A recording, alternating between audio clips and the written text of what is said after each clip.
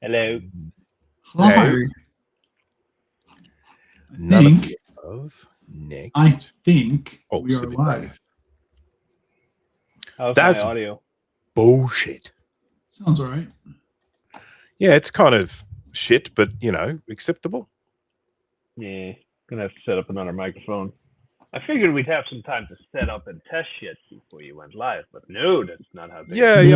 I kind of thought we'd do something like that as well. but Hang on. I have crazy ideas. Yeah, I don't even know where my microphone is. You're crazy.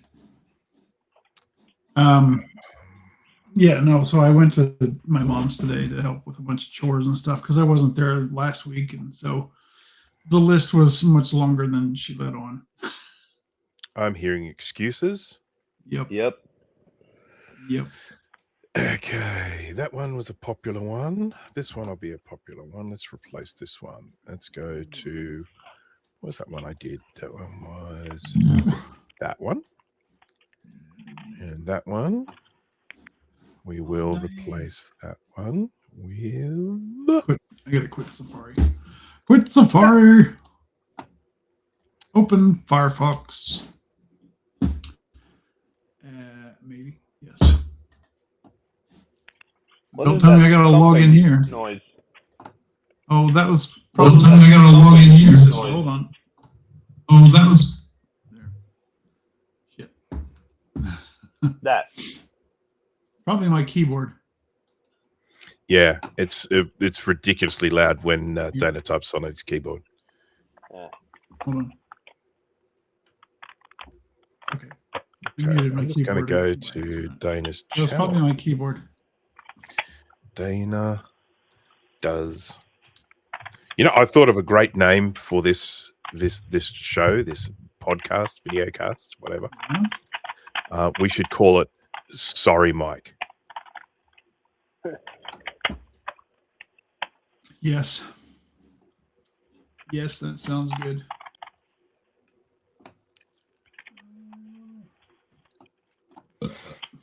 Okay, I know I have a microphone somewhere. Where'd your camera go? I turned it off.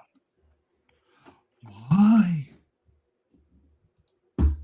Where is my microphone? Well, I just saw we had 5 watching, and now it's down to 1. Oh, screw this crap. Do you have subscribers, don't you? A few. Well, it should, if anyone is actually watching now, which of course we know they're not, but if anyone is watching now, come back in a minute, because right now we're doing all the test stuff we should have done before we went live. Yeah. Or just watch us sweat our way through it. So entertainment. Right. How do we set the new background? Oh, those are, I remember the clips from last time. I am not using a green screen. Thank you very much. Turn this off. Well, I've just got a grey background behind me. I could have put the green up, but I thought that's an added technical complication that may fuck up. I'm trying to. Oh, there it is. Except my chair is phasing in and out of this space-time continuum. Not bad. Whatever. Turn it off. No point. Is this audio any better? It's quieter. I mean, quality-wise. Hey, Oh yeah, better quality for sure, definitely. Somebody's watching. Can you crank up my gain a little bit? Because this is the iPhone microphone. How's that? I cannot. I got a big microphone somewhere. I just don't know where it is. Your volume in the app is almost maxed. But it's all right. Great. That sounds okay to me. It's good now. Yep. Now, quick little mic check there. Dana, do you want to just tap the microphone you think you're using? Okay, good. I just think it's a good idea to do that. Remember what happened last time? Yeah. It was on the old webcam mic, and I got mighty pissed. Yeah. Dave is spoiled here. your day. Hello, Dave. I'm in Australia. Does Is someone the microphone on your headset work? No. Shit. I would totally use it because it's a great mic, but the cable got chewed through, and I haven't repaired it. But the microphone on the other microphone, you got it on the arm, right? Oh, the blue microphone? It's sitting on the desk. Oh, that explains a few things. Okay, well, you can hear this. I can hear everything like it's in my room.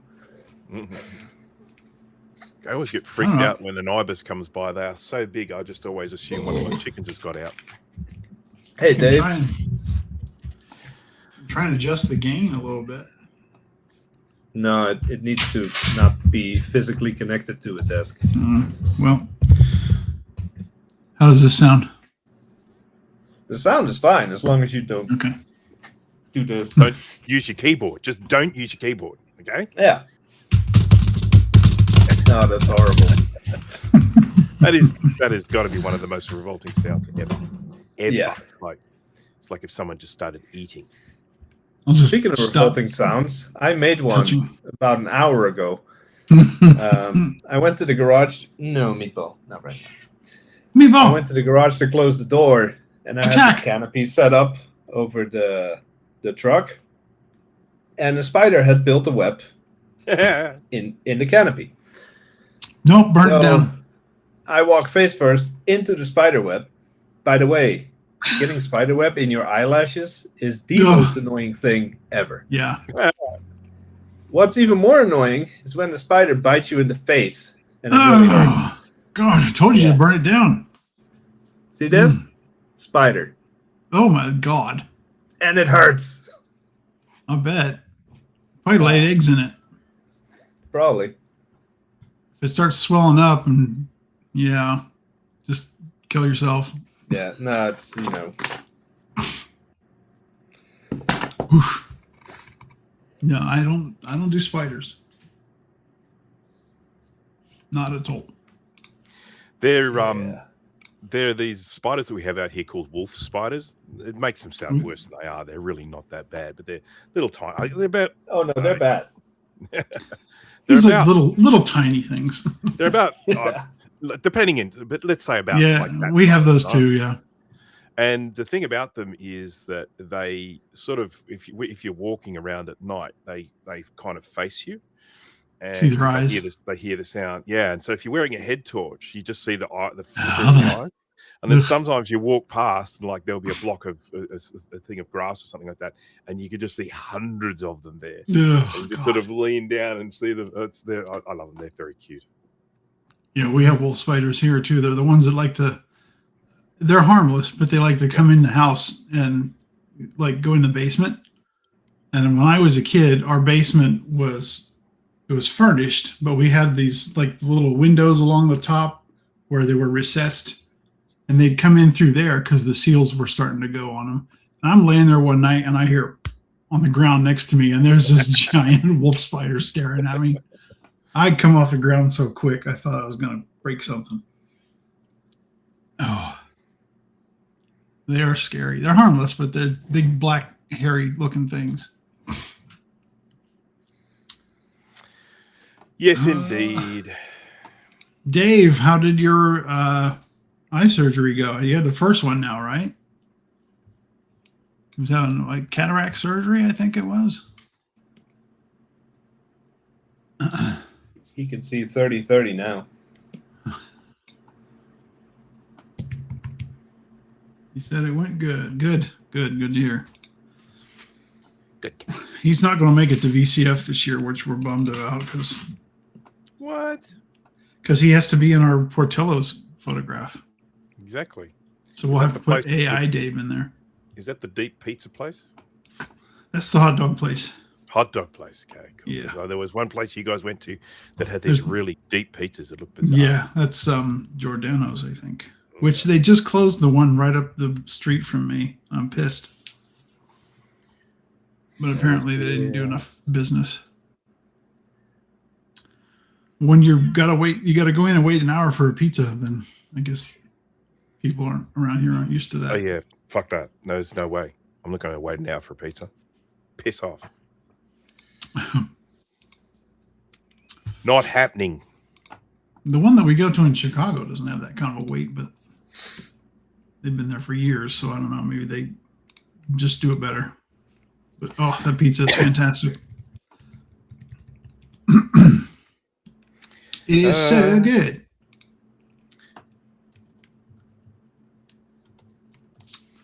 Bruce, you could turn on the green screen feature and tell it it's blue, and then use whatever background you want.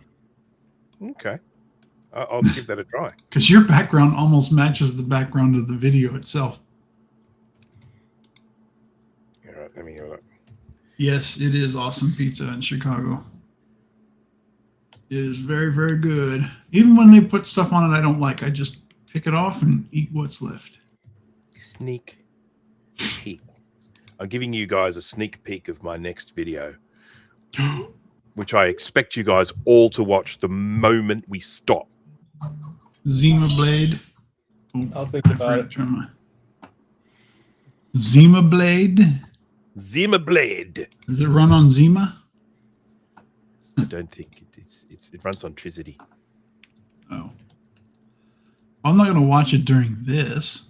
Of course not.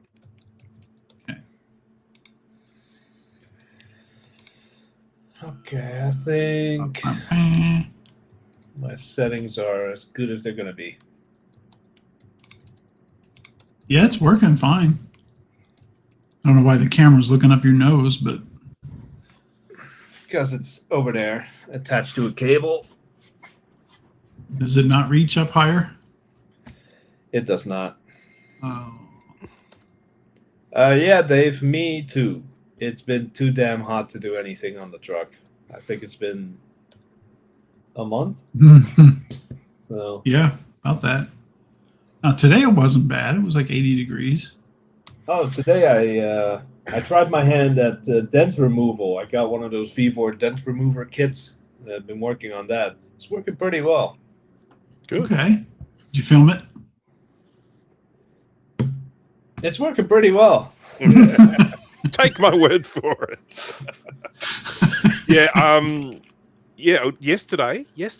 Yesterday morning was the coldest morning we've had here in Sydney this year so far. So it got down to 3 degrees Celsius here in the morning, which is by Sydney standards fucking cold. Oh, beautiful though. 3 is what, like in the 40s? I'm looking it up in F, C to F. It's probably 36, 37-ish. 37.4. Okay. Oh, good.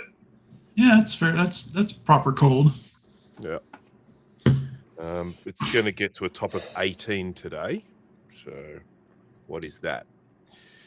18 C to F. 64.4. Okay. That's my kind of weather right there. That's like springtime. It's the sort of weather where I need to wear 2 layers, both on the top and bottom. So I've got a t-shirt on, a singlet under this, and then I've got jeans on the bottom, and I've got thermals underneath that because it's 64. Yeah. Anything under 20, I'm in thermals, man. Jeez. 64 degrees. I'd be outside with shorts and a t-shirt on. Well, maybe not shorts. I wore shorts today, but it was today's high was 81, I think, but it wasn't humid and there was a nice breeze, so today was very nice.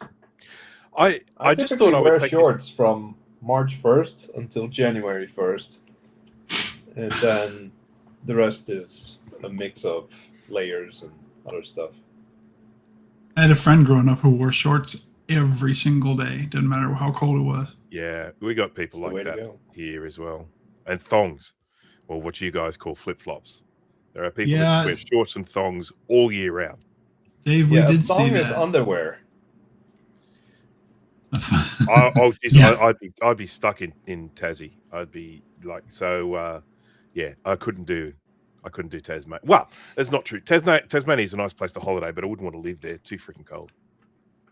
Yeah. We should actually just clarify the purpose of this live stream or the history of it for anyone who may not have watched us. There's no purpose. Before. We once hijacked someone else's live stream and just sat there and talked and were idiots for a couple of hours, and we really enjoyed it, so we're doing it again. Well, we didn't hijack it. Mike went to bed, and he's like, "You guys just shut it down He when you're done." voluntarily gave it to us. Yeah. Yeah. He handed it over. Handed the reins to Yep, us that's experienced podcasters. And then woke up to death threats. Yeah. Well, we earned them. Dave, yes, we did see about JDW's wife. That was very sad. I left him very sad. a comment on his tribute post. I thought that was very well written. And it's sad because she was fighting cancer a few years ago and then went into remission, so as I understand it, and then it came back and no bueno. So it's cancer's like that. Yeah, very sad. Very sad. Tassie, is that Tasmania?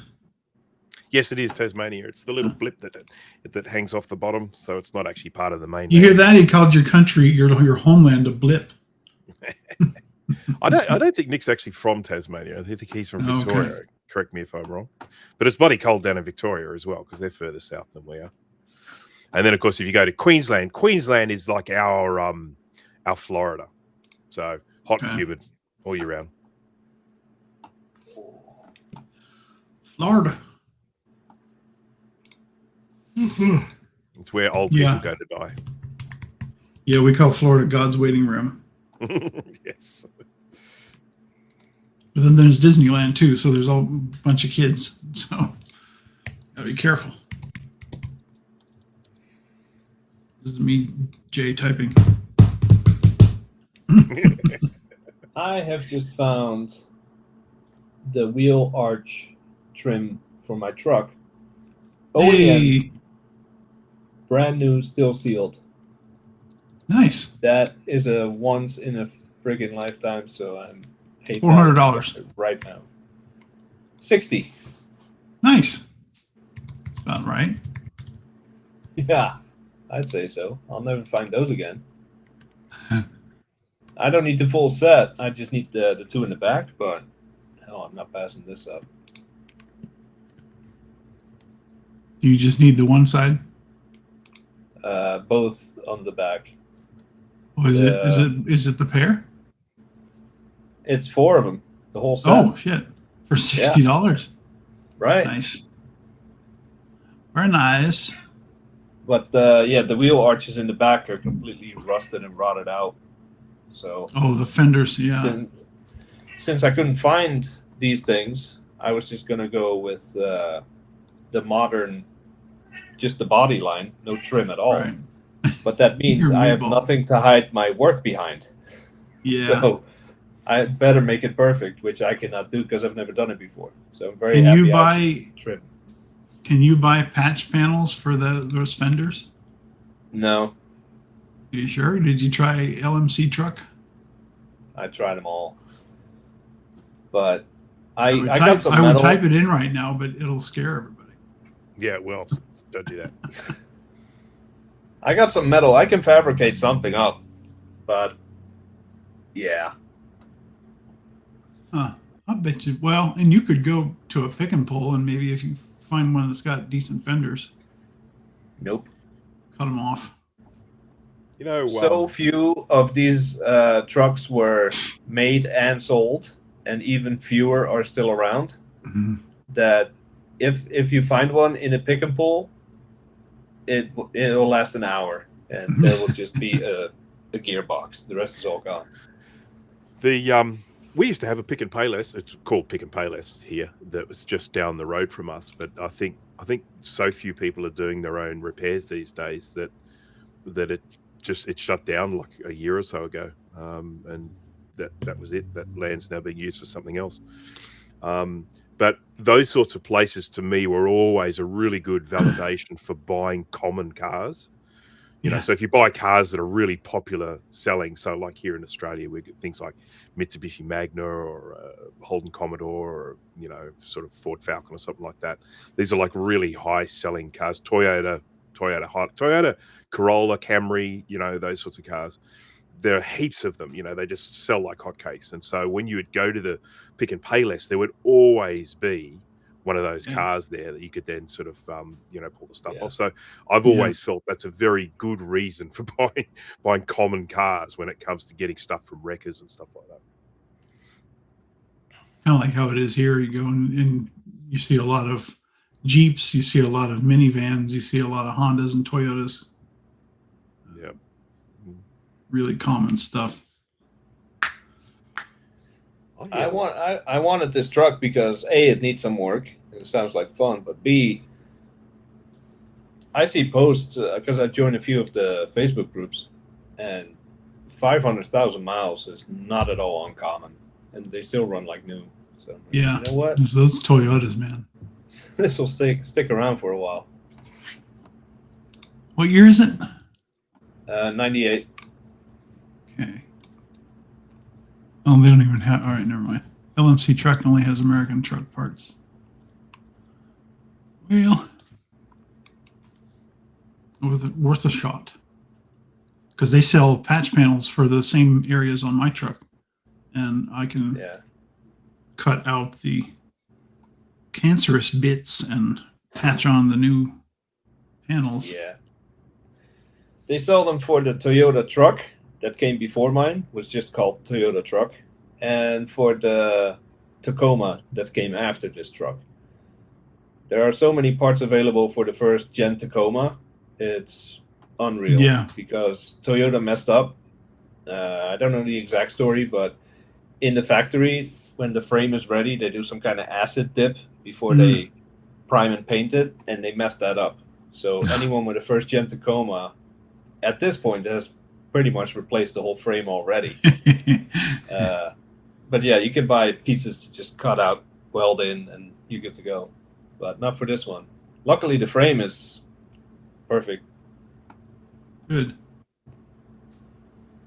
Good. I just drove I'm looking mine. forward to getting out there again and working on it because it was supposed to be done already. I just drove mine today for first time in a couple 3 weeks. But before last week, it had probably 700 or 800 pounds of scrap metal and lawn implements that were worn out, stuff for the scrapyard. And so it rode so nice. And I went and dumped it. And today I'm driving up to Mom's. I'm like, what the hell? I didn't like it. I got a flat tire the other day. I did too. Sucks. I don't even know why. No, it was a whopping great screw sticking out of mine. Oh yeah, I saw that. A very clean Phillips smiling at you. Yes, it was indeed. So, you know, there's so much construction going on around here. It could have just been something I picked up on the road, or, you know, I mean, it was my right hand. So obviously with right hand drive over here, it was my right hand rear. So I might have been going around a roundabout or something like that, and I might have gone too close to the inside where there might have just been some rubbish and shit, you know. So, yeah. Mine was the same day. I went out in the morning to go to work, and the thing was dead as a doornail. And I'm like, what in the world? This battery is like, you guys remember, I got that new battery, and it had to have been March? Yep. April, something like that. But anyway, dead. So I had to pry open my key fob, get the little manual key out, put it in the thing, turn it, and like a freaking Luddite, and then get my charger out, my jump pack, managed to get the hood up, walked around the front, hooked it all up, got it to start, and then as I'm backing out of the driveway, the freaking tire thing comes on. It's like, low tire. What? I'm already late, so I have to get out and go look around. Front right tire is low, so I had to stop at the gas station, and it's been holding air ever since. So I have no idea why it went low all of a sudden. You pissed someone off. That's what happened. You pissed someone off when you're out driving, and then they just let the air out of your tires. If that's true, they got in my garage somehow, and that's really scary. That's motivation. That is. I shall be right back. I need some beverage. All right. What do I do? I am desperately trying to find photos of this thing that I did a video on, so that I don't have to go and take a photo of it myself. And there are shit photos. There are just no good photos of this thing, other than ones that people have taken themselves for their own reviews. I can't use them in my thumbnail. I want like product shots, but it's annoying. It's very frustrating. Can't you just go make one? Be done. Well, I can go take a photo. I mean, I can go do that, but it's in a case. I'd have to dismantle the thing, and I don't want to have to dismantle the thing. Just tell AI to whip one up for you. Yeah, I could, and it would look nothing like the real thing. Have you seen my thumbnails lately? No one cares. I care. Yeah, I care a lot. I care a great deal. I'm a little bit bright. Sorry, I'm just going to tone this down. The sun's come out, so getting a little bit more light. All right, so what am I doing? I'm trying green screen. Is that right? Blue screen. Where do I do that? Settings. Settings. No, where's that? Video. No. Here we are. What do we got up here? Nope. I don't know where that is. Where do I do the green screen stuff? Video. Video at the bottom of that panel. I see it. I am using a green screen. Screen color blue. No. Screen color. No, it doesn't like it. Making no difference. I could have hooked up a green screen. Absolutely could have. I could go do that now if you want, if it makes anyone feel better. It does not. Okay, fair enough. I could just have my phone do all the work. This browser does not support green screen feature. Ta-da.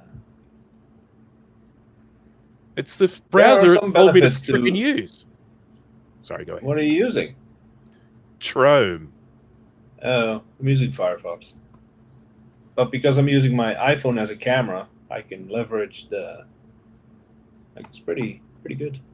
Well, I'm going through OBS, so I can do all sorts of crap here. So I can go.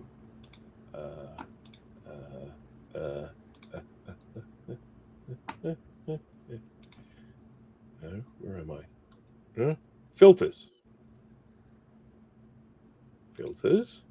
Then I can. Oh, chroma key. It's already here. Look at that. Custom color. Select color. That color.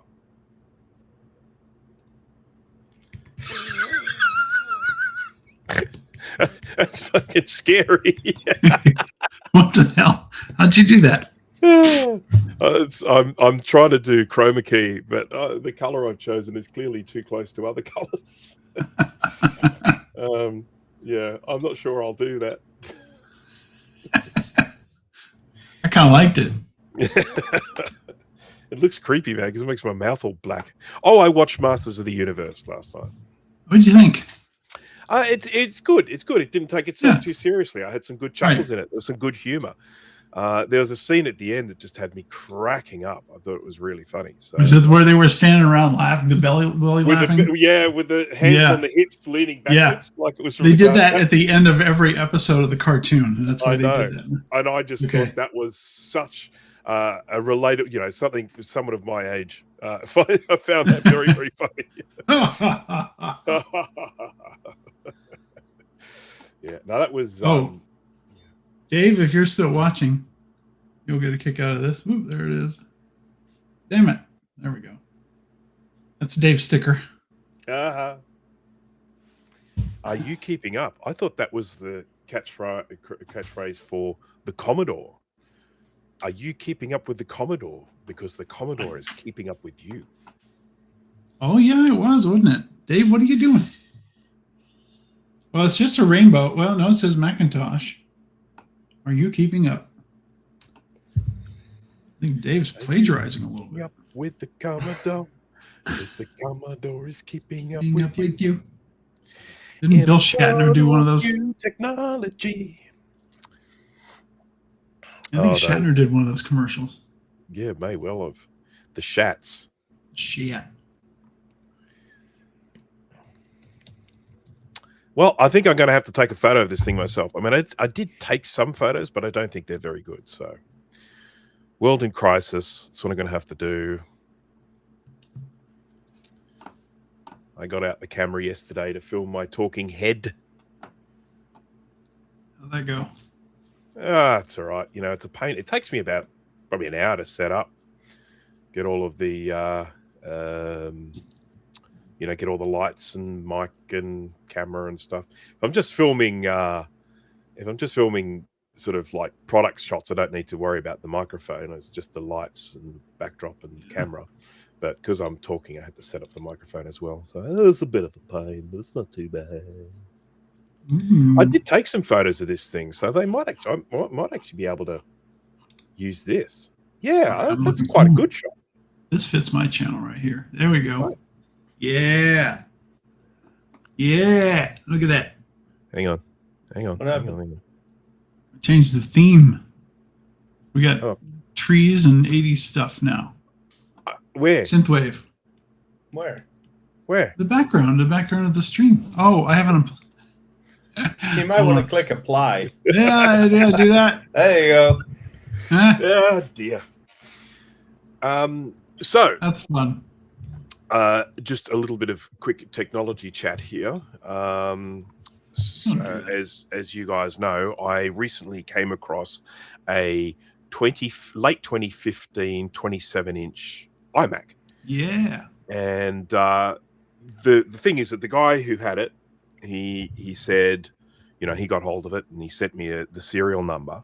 I looked up the serial number on this website that's just full of ads. It's just, you visit it and there's just ads all over there. There are ads even on the section where you actually need to type the serial number. You actually have to move ads out of the way in order to use the website. But that particular website runs this website. So anyhow, I put in the blocker that doesn't care. So I put in the serial number and of course it came up with CTO. So with Apple stuff, if you order something custom, it's recorded as CTO, but you often don't know what the specs are. You have no idea what the details are. So all you know is someone ordered something custom from Apple. And for me, that's always it's like, oh, I want to, try to get it. So I managed to get it for a really, really good price from him. I got it home, and this is what was CTO about it. So first of all, it was this particular version. There were three different specs for it. This one was the mid-range one, which is the 3.3 gigahertz quad-core i5.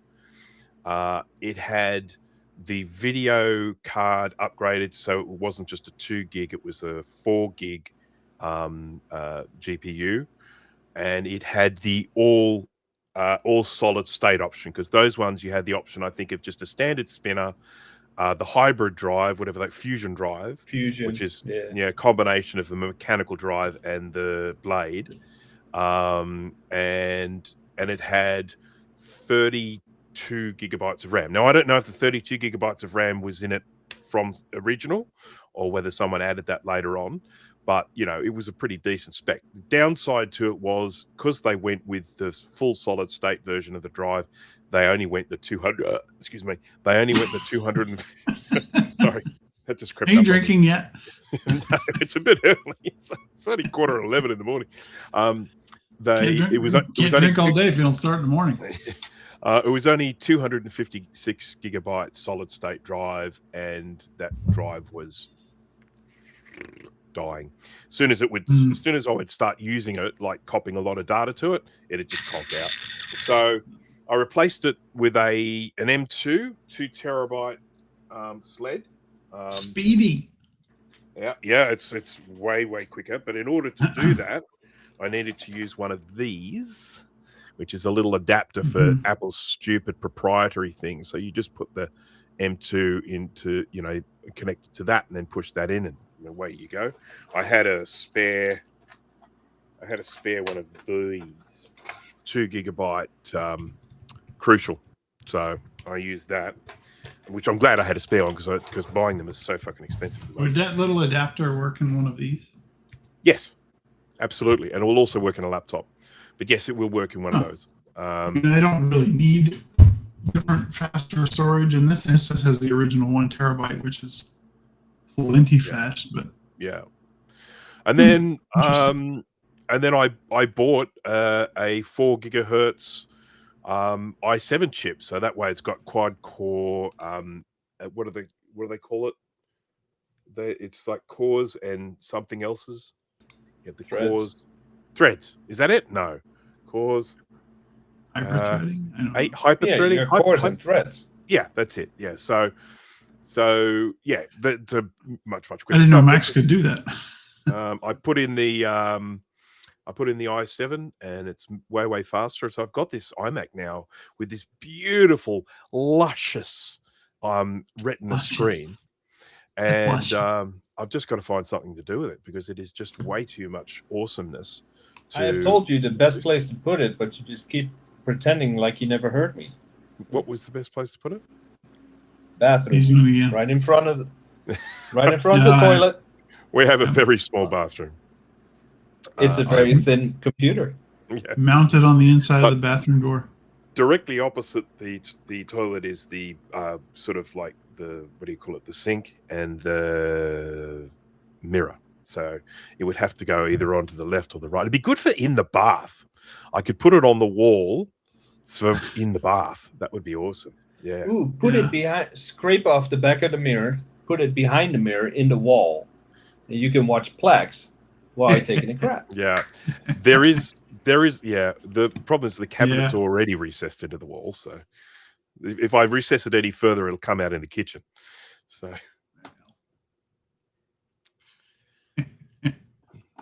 make it a Minecraft server like Sean did. I look, I have to admit, I am just loving the sort of exploration into kind of Linux and, other, making use of other devices, old devices using Linux and stuff like that. I mean, it amazes me what you can do with a relatively old piece of hardware, like an old MacBook Air or something like that, and turn them into quite usable machines for, like, day-to-day browsing and email and shit like that. It's really impressive. Yeah, Dave's right. The bathrooms in the Schaumburg Hotel where we have VCF Midwest, you go in there and it's the whole wall above the sinks is a giant mirror, and then there's a little remote control sitting on the counter. And you turn it on, and all of a sudden, in the one corner, the bottom corner of the glass mirror becomes a television, and it's like behind the glass. It's pretty cool looking. Yeah. If you want to sit in the tub and watch the news or your Real Housewives of wherever the hell. Did you notice little green blinking light at the top of the mirror? The top. Oh, I know what he's the spy cam. Yes. Yeah. They probably watch you. I turned it on long enough to figure out what the hell it was, and I was like, "Well, I won't need that." It is kind of a neat thing, though. I've never seen him put a television behind a mirror like that. Who knows what else is behind there? Exactly.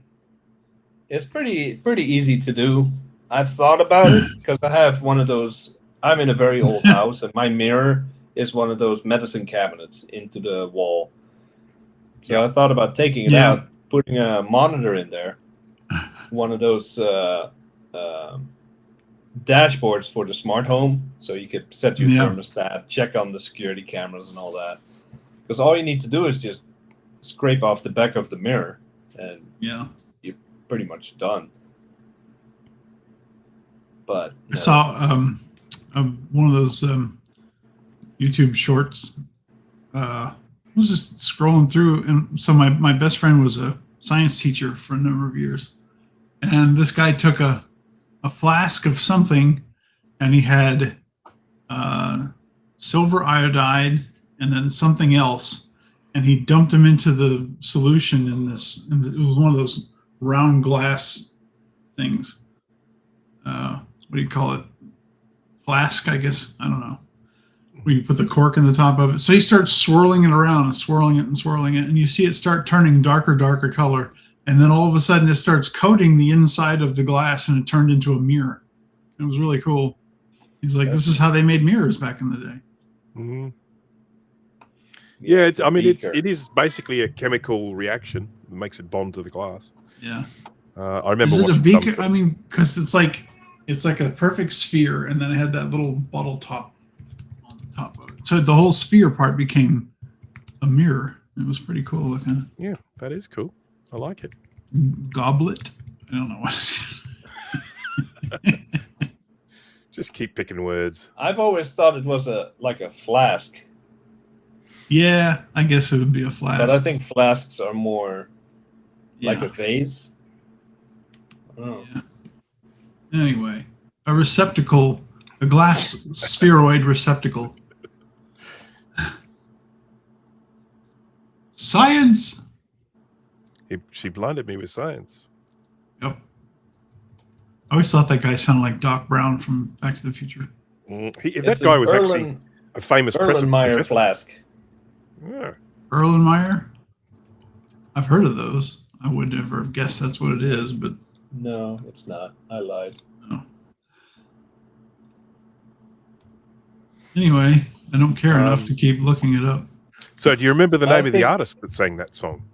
She blinded me with science. There's a test for you. Thomas Dolby. Oh, well done. Jeez, I didn't expect Yes. that. English artist, American Oh, person dude. new. Wow. Dude, 80s music. Yes. Yeah, I mean, 80s music certainly in this part of the world was very heavily influenced by British music. So hmm Yeah, here too. And then we had some Australian bands like Midnight Oil and yeah, who sang the Our Lips Are Sealed. oh, They weren't Australian. That's the Go-Go's. That's American. That's Belinda Yeah, they were Carlisle. American. But in Australia, they thought that they were singing about a seal named Alice. I remember reading an article about that. There was like this thing in Australia where everybody thought the word sounded like Alice the Seal instead of Our Lips Are Sealed. And so there was this whole, I guess, meme. If you had a meme back in the 80s, there was a meme about it. Yeah. Yeah, I mean, the thing always that gets me with that is kind of like what Belinda Carlisle looked like then compared to how she ended up looking later in her career. Yeah. And I was gonna say, shoot, what was her name? Dang it. Come on. Get your Joan Jett. shit together. Joan Jett. Joan Jett. Joan Jett. Yeah, she was in Joan a Jett. band called The Runaways before she went solo. I think does that sound right? Yeah, it does ring a bell. And then there was Laura Branigan, but she passed away at an early age. Oh, did she? Yeah. Did She- I had no idea Laura Branigan was dead. Let me. Yeah, I think it was either cancer or a car accident or something. I can't remember. Died 2004. What'd she die of?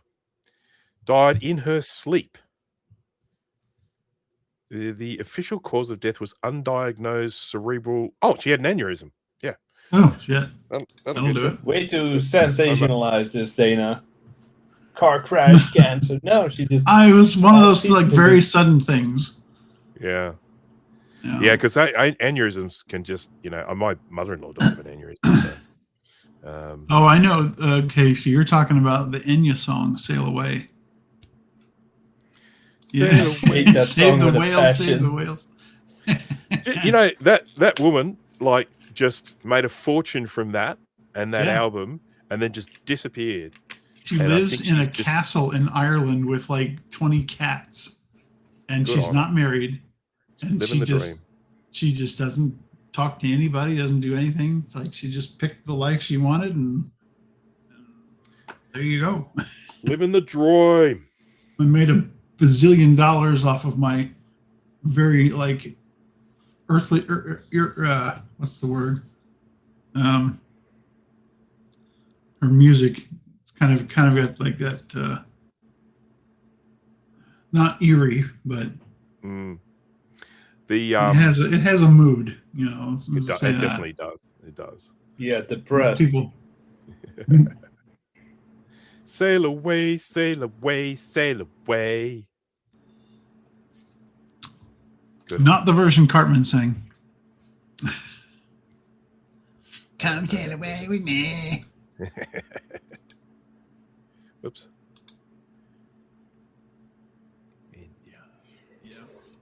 Yeah, she's got one, all right. So, what's everyone been doing? We've I established. just saw your Jay- picture. My what? Sorry? The picture you sent. Oh yes. Speaking of South Park. Yeah, it does. It does. What was your question? I was just asking you what everyone has been up to. I mean, we know that Jay hasn't been working on the truck. Yeah. Anyone done anything Yeah. interesting? I not only have I not been working on the truck, I have not edited the footage that I already have from before I stopped working on the truck. You've got to get better at that, my good sir. I know. Someone offered to do it for me, but he Yeah, fucking vanished into thin air. Send me the footage. I'll do it. Have Chat GPT do it for you. I have ChatGPT make my thumbnails, and it's pissing a lot of people off. So maybe I should have it have a crack at the video too. Yeah. Hey, you know that lady you put my thumbnails? Put her in the video in the background somewhere. I think that would rack up some views. One thing I will say about ChatGPT when it comes to thumbnails, it knows how to make things look kind of sensational, you know, sensationalizing stuff. So, you know, if you've got an idea or something, and you say, okay, I've got an idea for a thumbnail that's like this, show me your version, and then you know you can go in and copy it. Then you can sort of like replicate it, you doing your own thing, so you're not actually doing AI. This is my 5th visit to McDonald's this month. For the two viewers, I will share the thumbnail. What? No. Is this the My new thumbnail? upcoming Is this a sneak peek? Yeah. You're seeing it here first on my channel. That's all you're going to see. Is the share button down the bottom. Yeah, and then it wants to share both my screens. We're not doing that. Tell it to share a window. There's tabs at the top. It's got all that porn on the other one. Yeah. I'm not closing that. Took me forever to find it. This is a family channel. Might be in The trouble. Manson family. So when you click share, and then you say screen, and then No, when I it'll say at click the top, share, Firefox asks if I want Streamlabs to see my screen. So I say allow, oh, and then nothing happens. I don't know then. Well, since it's working for you, how about I put the thumbnail in the chat, and you can share it. There you go.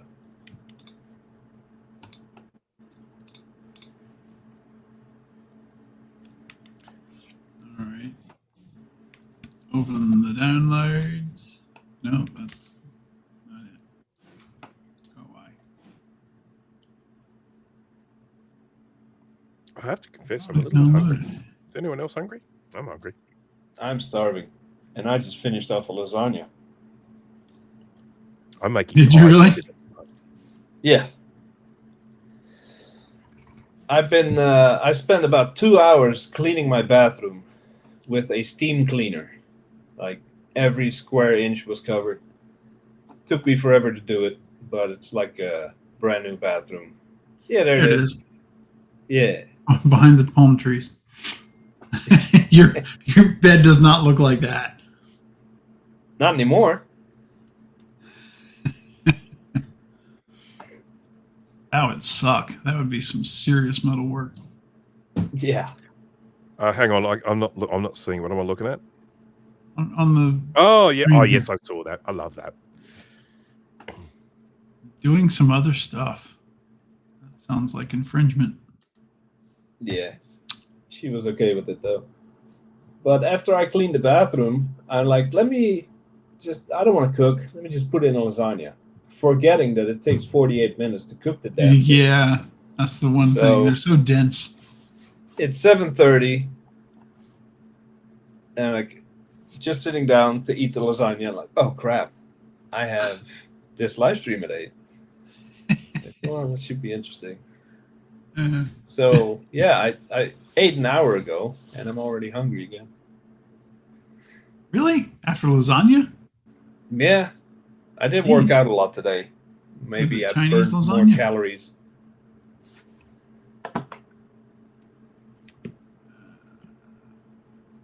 Ah, balls. Where? Sorry, I'm doing some retouching here, and I just fucked it. Do you know? Remember back in the days we used to call it retouching, and now it's called photoshopping. Yeah. Yeah. I'm that old. Photoshop has become an adjective and a verb. Yeah. Yeah. Just like Already Kleenex. And... I had this one guy that used to just call it Adobe. Oh, did you do that in Adobe? Like, there are a few products that Adobe makes. So it's like, you can say yes and technically be right, but you're still like, why you don't know?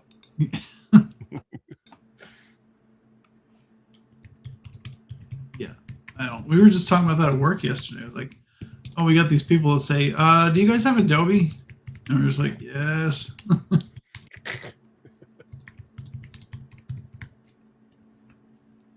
They'll send work in Canva. The worst thing in the world, the thing that used to drive me bananas when I used to build websites for people, who does that now? You just use WordPress. But when I used to build websites for people from the ground up, when they would design it and they would send me the design in Photoshop, and that was just a pain, in particular if you're dealing with stuff where you want your images to be nice and high res and stuff like that. But they would do the whole thing at like 1:1 72 DPI. And so you've then got no leeway with resolution for anything if you wanted to, sort of, if you're dealing with a retina screen or something like that, where you'll need to punch stuff out at high resolution. Very, very frustrating stuff. I can only imagine how difficult things got when retina screens started coming out. But no one trying to explain it to people. So what I'd say to people is I'd be like, okay, how do you want me to send you that banner? And I'd say, okay, I need it to be X amount of pixels wide by X amount of pixels high. And then they would send you the banner with as if that was the full size of the thing. So you would end up with, like, once you'd reduced it down onto a retina screen, the type would be tiny. Yeah. So I would have to try and explain to these people that, okay, treat it like an actual physical size. So instead of saying to them, send it to me by X amount of pixels by X amount of pixels, I'd say, can you make it like 15 centimeters wide by 5 centimeters high at, whatever, 300 DPI or something like that. Try and get them thinking about it from a print perspective rather than a screen perspective. So then I could, they would then start treating it like, well, I can't have tiny point sizes here because of this is going to come down to 2 points, and that's not going to be readable. But that's the joys of doing this stuff. Yeah. I quit doing web pages after, I think I did them for a number of years. And that was when you started with an index page and you had to build everything off of that. Yeah. Like branching off of that. And so that wasn't so bad. But then they started getting into style sheets, and because I was just doing straight HTML at the time, because that was really all there was. But then you started getting CSS and style sheets. And That's what messed me up. I've been building websites in Dreamweaver forever, and everything was fine. Everything was kosher. Everything worked. And then this random asshole comes around and says, "You're using iframes. You're a dick. Stop doing it." And now it's all gone to hell. I haven't touched the website in almost 2 years. Yeah, I quit doing it. I was like, and people to this day will be like, "Oh, you're a graphic designer. Do you know how to build websites?" Nope. Because that's not what graphic designers do. That's what a webmaster does. If they even still call them that. No, they don't. No, everybody uses Wix or whatever they have these days. And it suits me fine because, to be honest, building websites. Because the websites are a pain in the ass. Yeah, it was usually a nightmare, and particularly dealing with small businesses. I hated dealing with small businesses because for them it was their everything. And they would just be treating it like like changes after change after change after change. And I stopped doing websites for small companies. I would only do websites for big companies. I used to mainly do like kind of landing pages, marketing landing pages. So if someone was doing some sort of promotion for a product, there would be a call to action, and then that would take them to a page that was like a follow up of the marketing they were doing.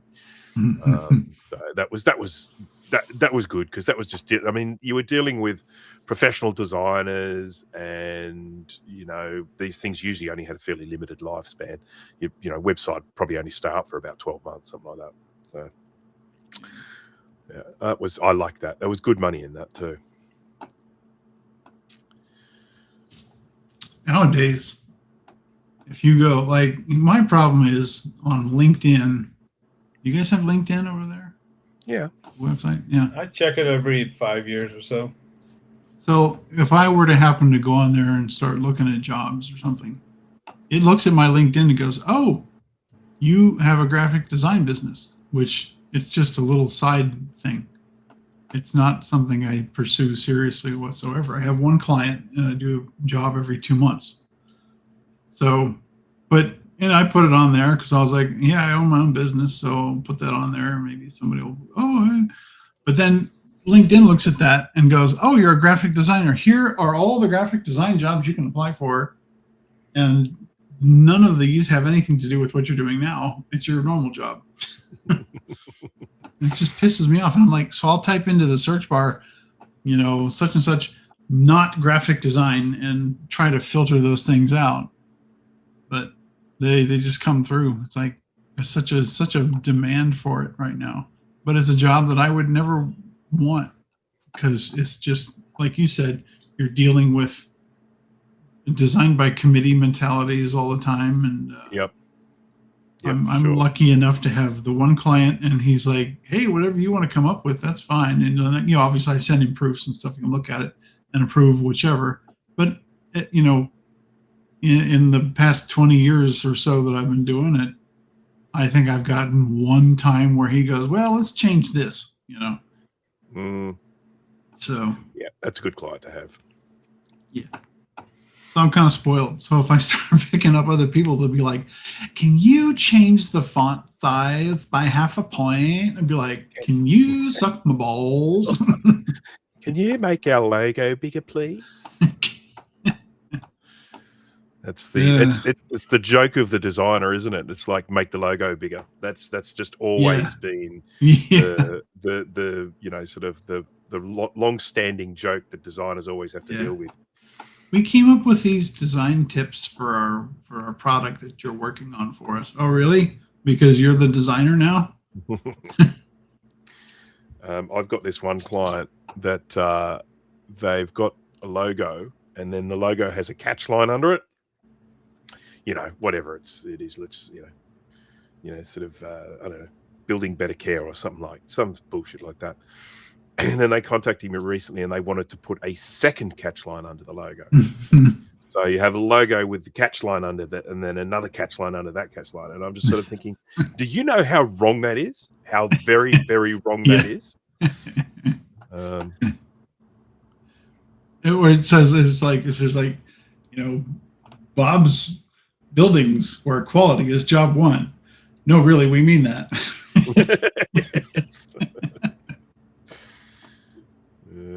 I'm sure Wendy gets that a lot, Jay, where she has a bunch of clients that'll nitpick every little thing. Can you change this? Can you change that? Okay, we want to go back to the first thing after 4 revisions. She doesn't mind. And she, I mean, it's all money, Yeah, the clients know if I touch something, it's automatic 15-minute charge. I mean, she's worse than a lawyer, but they still send the changes. So. Yep. I just don't like dealing with it because people can really quickly try to take advantage of you doing that, and it's like unless you are a real stickler, like apparently Wendy is, and if I got to open your file, it's 15-minute charge. Then unless you're willing and able to do that sort of thing, then people try to walk on you. I absolutely do not have the temperament to be a designer. Yeah. You kind of have to be a customer facing person, and I'm not great at that. I did this job. I'm a designer's worst client. That's why I've never been able to work with Wendy. She's good at what she does, but I know exactly what I want, and screw your creative input. This is what I want. It doesn't fly. I did a retouching job decades ago for a CD cover for a young up-and-coming pianist. By all accounts, she was a very good pianist. Not really. I'm glad you're emphasizing that. Yeah, songs enunciating. By Franz Liszt. I believe this was an album with songs by the composer Franz Liszt. Mm-hmm. But anyhow, the thing that was kind of funny was I was sitting. She was very young. She was like a teenager sort of thing. So she was a bit of like a piano prodigy type thing. And I'm sitting there with her mum and her sitting next to me as we're doing the retouching on this CD cover.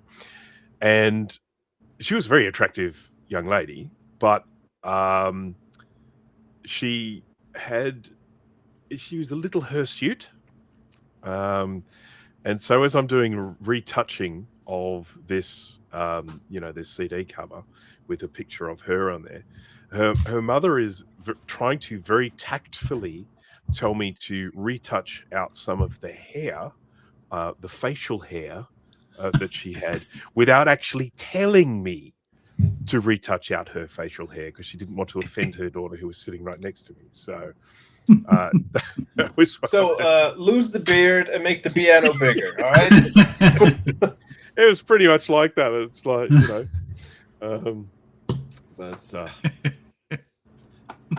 lose the beard. Can you take the hair off that mole right there? Here's a quarter.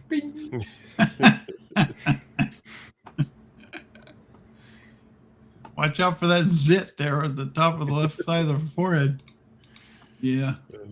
Goodness gracious me.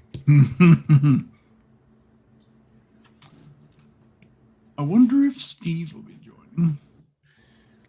Steve, it's impossible to get him on here. And then he just turns up when he wants. I can't type. I can't type because it'll be just like. Yeah. Okay. Well, I'll do it then. I don't know if you can hear my keyboard. My might sound terrible as well. Esteban.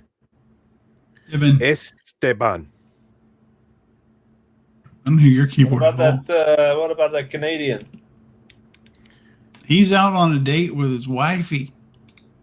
So he'll have to come. He'll have to join us next month. Oh, we're doing this again? I thought I was done after this. Nope, you are contractually obligated until you're 90. Sweet.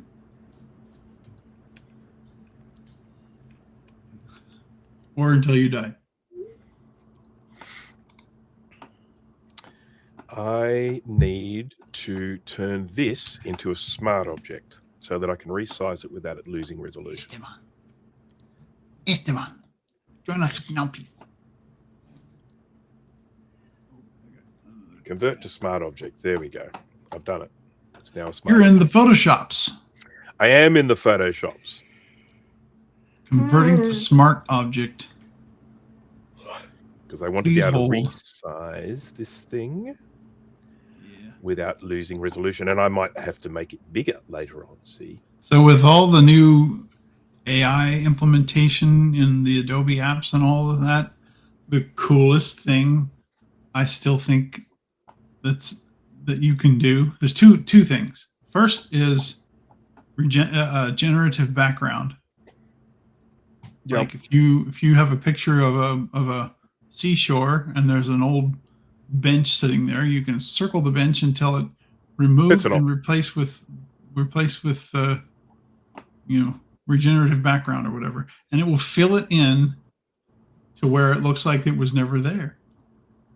It's great. You used to have to do that. You'd have to sample some of the picture and then place it in place and rotate it a little bit, change the coloring, change the shading a little bit to make it blend.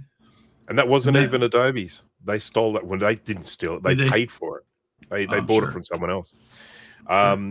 Yeah, as I say, I mean, they basically, there was a company that was doing that generative fill stuff. And I remember seeing it in the early days, and it was just dazzling. There was a video circulating of these people, and it was free. You could actually just download this generative fill thing, and then Adobe just saw it and grabbed it. And to be honest, that was the first time Adobe had added something, that really felt like it was a proper new feature, right? Since they been years. I mean, probably if you think about Photoshop and the really big things that the big moments. So the first big moment was, of course, when it first got released, and it was the rubber stamp tool, the cloning tool. That was the thing that just sort of people just got onto straight away. Oh yeah. But then later on, layers was a very important point in this Photoshop's history, and then non-destructive layers. That was probably one of the really most important things that they brought out. And then after that, it was kind of just little stuff, I mean, there really wasn't that much that made you go, oh yeah, I need to get the new version. Not until sort of things like generative fill came out, and that was a real game changer. The other thing that I like real well is now there's a button.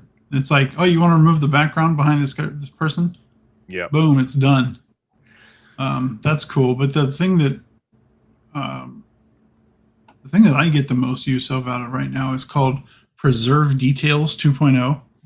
So if you are changing the resolution, somebody sends you a 100 DPI image and they're like, I want to make this a 48-inch or a 40-foot banner. You can, a few years ago, you'd have been like, yeah, well, you sent me some crap art. I can't do that. I'm going to have to recreate it, or you're going to have to find something more high res. Now it will take a low res file, and it will really, I don't know who came up with the algorithm for it, but it will really upscale that to something that's pretty much usable. Well, there is a free application, again, because I'm always about the free stuff. And let me just see if I can find out what it's called, because it is this is it, Upscale, UPSCAYL. It's free. And it does some absolutely incredible AI upscaling. He's like, this will work great on my thumbnails. Yes. So I mean, it's like I would basically just say to people, if you are looking to do some of that really hardcore upscaling that you see getting done, that's the one. Yeah. Is that upscale.org? Let me just check. Because that one ain't free. Let me have a look. The one I've got. That sounds cloud-based. Is it an app that you can download? That's called Upscale? Yeah. The one's a downloadable app. Okay, download Upscale version 2.15 is out for Mac. There you go. So where's pricing? What's the pricing say? Free trial. 10 credits included, $0, and then you go to $30 a month. Oh. Yeah. Have you been paying for this all along without realizing? No, I've never given them any credit card details. I only used it once, so I probably just used my free credits. About 10 years ago, maybe 15 years ago, they had a standalone app. I think it was called Pixel Smart Scale or something like that, and it would do the upscaling thing before it was ever really a thing. But I mean, I think it worked. I think it was a plugin for Photoshop, actually. It might have started off as an app, but I think it became a plugin for Photoshop. The biggest, I think, thing that has happened with upscaling is, of course, the AI stuff. It has definitely made a difference to how good they are. And that. Yeah. I've used the generative AI in InDesign before to create I needed an image of a barbecue for an ad or something. And I was like, I thought it was going to be crap because I was like, AI is still this burgeoning thing. And most of the time you tell it to create an image of Will Smith eating spaghetti and it's this horrific looking nightmarish. That was the standard, wasn't it? Everyone used to use that to say, oh, this is where AI is now. Yeah. And it was just like 3 years ago. Yeah, I know. But so I'm thinking, okay, Adobe has put this into their application, so it's going to come up with some horrible thing that I will never use. And I told it, I just need like the picture of a grill with the fire coming up through and cooking some burgers and chicken wings or whatever. And it gave me something that I was instantly hungry. And it gave not just one, it gave me like 5 or 6 different ones to choose from. And I grabbed one of them and stuck it in there. And it was the funny thing was, it was like, oh, you can't use these in your publication. They were just creating these for and I'm like, well, then what's the point? So I would save it as a file and then rename it and throw it in InDesign and it would work fine. So they didn't try very hard to keep you from saving it. Yeah. I haven't been particularly impressed with the sort of AI image generation in Photoshop. I have tried it a couple of times and it's just given me stuff that looks so freaking weird. Yeah. I asked it to create a background that would look like a lab, like a science lab. And it's just it created weird stuff. So I would generally get ChatGPT to make that stuff for me these days. Yeah. Yeah, you saw the image I had it generate for one of my design job. Do you want my honest opinion? It was a little busy. It was definitely a technical marvel. I'll say that. Yeah, I needed something quick, and I was like, I can go and try to source all the images for this like I normally would, but this thing is due in a day or so. So I was like, yeah. And my sister was like, just have ChatGPT try it and use it. No, it's like, okay. I mean, it looks like an AI generated image, but at the same time, it's not bad. It's got a lot of it's got everything in it that I wanted it to have. That you asked and it's not just. I mean, I gave it a list. It's like I want this, I want this one, this one, this, and I said I want this here, and I want this here, and I want this in here someplace, and boom, Bob's your uncle. Yeah. And it sat there and churned away for a few minutes, and it come up with that picture. And I was like, I'll be damned. So, and then I'm looking at it, I'm like, okay, this needs to change. This needs to change. These were SpaceX astronauts with some generic rocket or something. And I said, make the astronauts from NASA and make the rocket SpaceX's Starship. And I thought, oh God, it's going to completely redo the image now. And I'm never going to get it back to what it was the first round, which was almost exactly what I wanted. And no, it changed exactly the parts that I told it to change, and it left everything else alone. And I thought, wow. So I didn't even tell it not to mess with the rest. Steve's at a family thing. Is he jumping on the trampoline? I know he's jumping on the trampoline. I can't type, but tell him to enjoy the trampoline.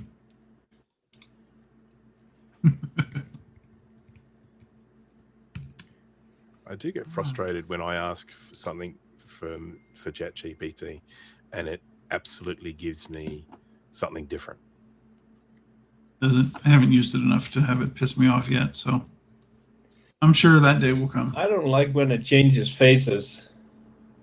Like I will upload a bit like an old picture of me and friends hanging out, but the quality is shit because I took it on a freaking Nokia phone. Like, okay, upscale this or do something, and it makes me look like a completely different person. So I have to redo the prompts. Don't change my face, and it just cannot leave faces alone. It has to change it. It's very annoying. Huh. Do you have an account with Although it? it did good when I had my my 17-year America-versary picture. Said, "Hey, go over the top." Nailed it. Then you tell it, "No, I need more freedom." Yeah, I think the grill in the background has like 16 burners or something like that. Well, who doesn't want that? If I had the picture, well, I can't share, but I don't even know where the picture is.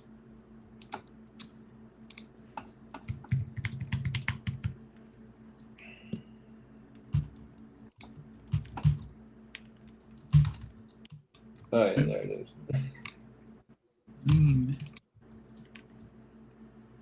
Sorry if that was loud. It's not as bad now. I don't know if you've done something. I put the microphone on top of my drive bay thing, external drive bay reader, so that hopefully gets rid. Yeah, that. What are we looking at? I like that. In the group chat, Jay sent a picture of that. Feel free to put it on the stream. I can't do it. Though. Yeah, I can see that. I remember seeing that. That's fantastic. like it took me a long time to take the picture of me and have it just leave me alone. Like, no, dude, I want the background. Leave the rest alone. It took me a long time, but screen it window delivered. that yes. Show on stream. There it is. Look at that. Look at that grill. It's a monster. Oh dear. You're cooking sides of beef on that thing. Yeah. It says America sauce on the barbecue sauce. I know. That's great. I told it, I forgot the exact prompt. I'm like, I'm celebrating.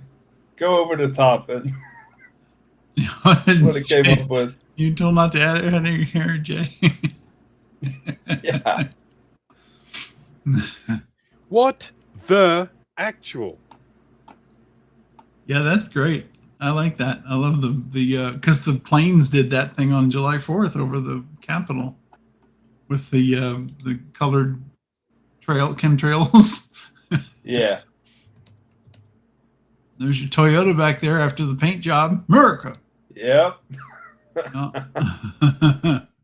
I like it.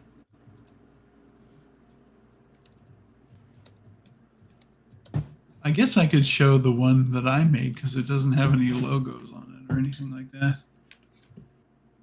Hey, where you at there?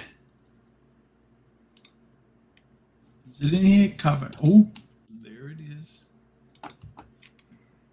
Is this the one? Yep, that's the one.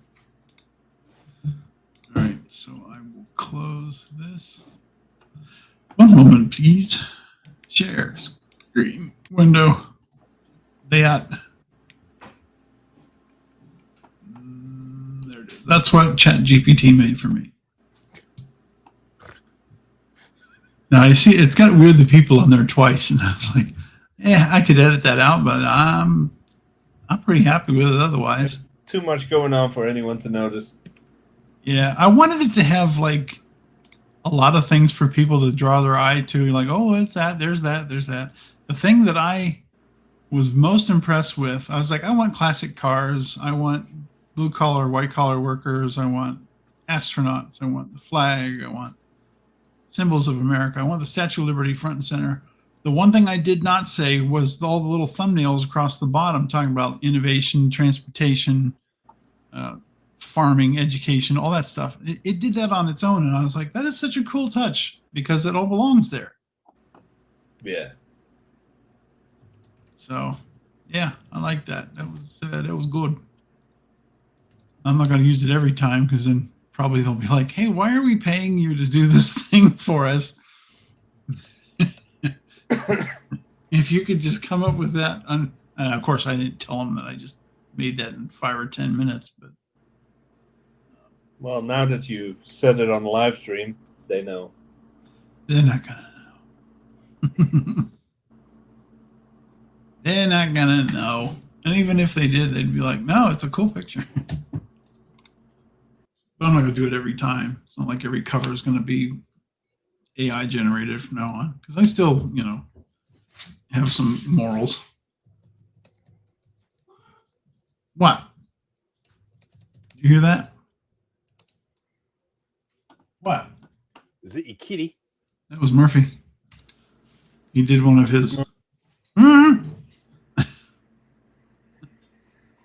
He rarely meows. He makes these noises like. So weird. I think they're chasing each other. They came in here for a moment and now they're gone like a fart in the wind. A moment. A moment. Oh, so I kind of have an idea of what to do with this thing back here. Actually use it? Yeah. So Steve actually gave me an idea. It's like, why don't you, just make some engravings or set of coasters or whatever and bring them to VCF and sell them and, do that sort of thing. Try to, because I always take something to sell to help pay for the room and whatnot. So I got this idea. I was like, what if I took a bunch of colored acrylics and made pixel art, like yay big, maybe like 8 inches square, and then stuck a clock face on it and kind of make these like old 68K icon clocks. Yep. So When is VCF? September, second week of end of September. So you should be starting now. Yeah, like tomorrow. Well, I just recently thought of this. So No. tomorrow I'm going to sit down and look at some old icons, like the old Mac OS icon, or the Finder. Or, I've got a I'll few take if you the want. dog, the move. yeah, like somebody like that, and then put him on.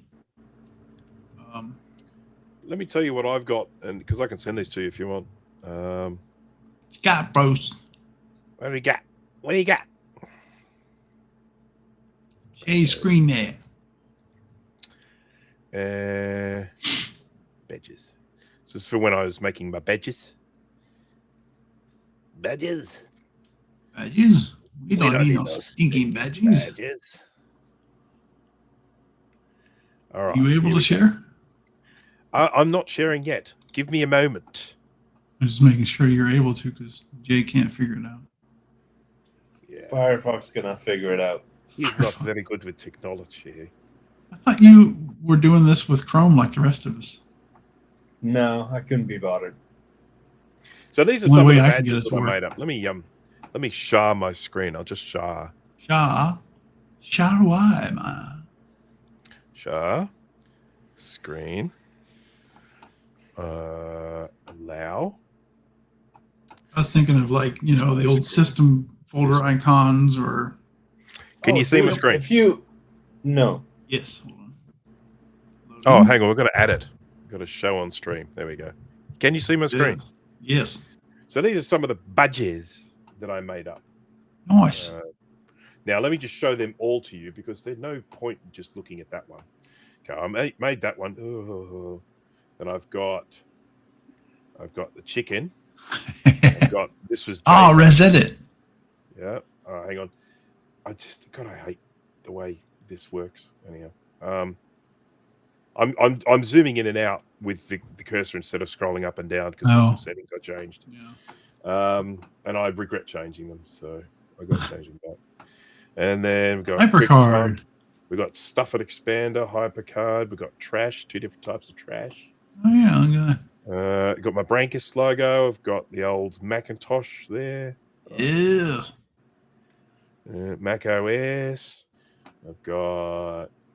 Show me Sherlock. Okay. Power PC. So got me with password on the end. Capacitor head. And that's just I made a. These are some of the sort of popular So ones. like zoom in on the Finder face there.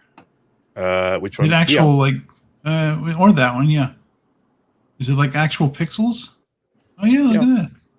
Hi.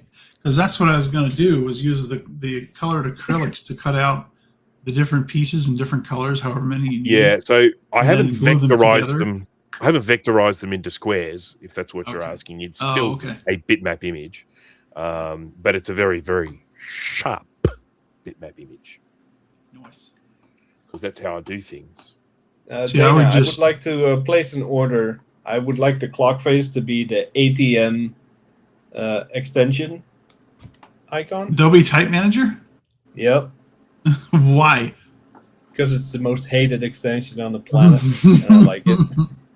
God, Adobe Type Manager was huge when it came out. I never had an issue with it. What happened is they started to try and make it do more. So in the olden days, for people who aren't aware of this, back in these sorts of days of this icon that we're looking at now, you had screen fonts and you had printer fonts. So screen fonts are what displayed on the screen. Printer fonts are what you sent to the printer. So the printer font had all of the high resolution vector stuff. So you would basically design on screen with your screen fonts. You'd send to the printer, and then the printer would substitute the screen font for the printer font, giving you nice sharp edges. Now the problem was the screen fonts, you had to load one for every size. 10 point, 12 point, 14 point, 16 point, 8 point. So you would have your system full of all of these screen fonts. And then the bigger the point sizes, the bigger the screen font because it needed so many pixels. Then what happened was Adobe Type Manager came out and it actually, you could install it on your computer. And what it would do is instead of using a screen font, it would vectorize it would do what the laser printer was doing. It would take that printer font and it would actually convert it into a bitmap on the fly.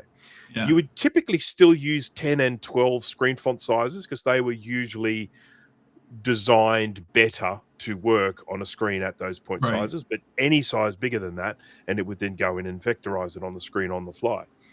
And that was a game changer. We are talking about full page ads in the magazine, life-changing situation if you were in the industry at the time.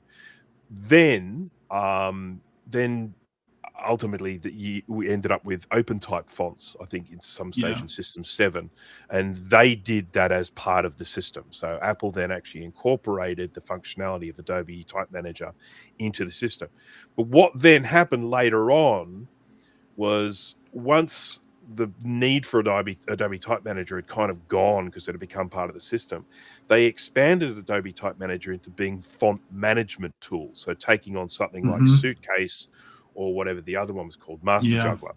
So those were the two main font management tools. And Adobe Type Manager just was not as good of font management tool as those other ones. So I think that's where it got the font. And remember Adobe Type Reunion? Can you remember that one as well? Oh, yeah. Type Reunion would let you see if you drop the font menu down, instead of just seeing all the fonts listed in the same, whatever your system typeface was, it would show that in each individual. That's right. You get Helvetica and that was awesome. Helvetica. Yeah. Big, again, game changer. Yeah. This one here I actually made into pixels. It's sad. See? Look at that. Yeah. So that's actually vectorized, that one. See, what I would do is I would print out the grid with one square for each color that I would need, and then cut them into squares and then assemble them into I would have your background layer for like the most of the background color or whatever, and then build each layer on top of that and glue them together. Yep. Thinking of doing something like that. Font DA Mover, of course, always reminds me of the era because that's a System 6 thing. Yeah. So if you join joined the Mac world after System 6, you would never have experienced Font DA Mover. What did DA stand for? Desk accessory. Yeah. So yeah, I mean, I just because I kind of these days I don't even think about System 6. I don't feel like I use System 6 that much, but I did. I mean, I used it for years, and I kind of have forgotten the big change that System 7 shift, because we were all using the multi-finder for a long time. Yeah, multi-finder. You know, like you had to switch multi-finder on. You had to have enough memory. Yeah.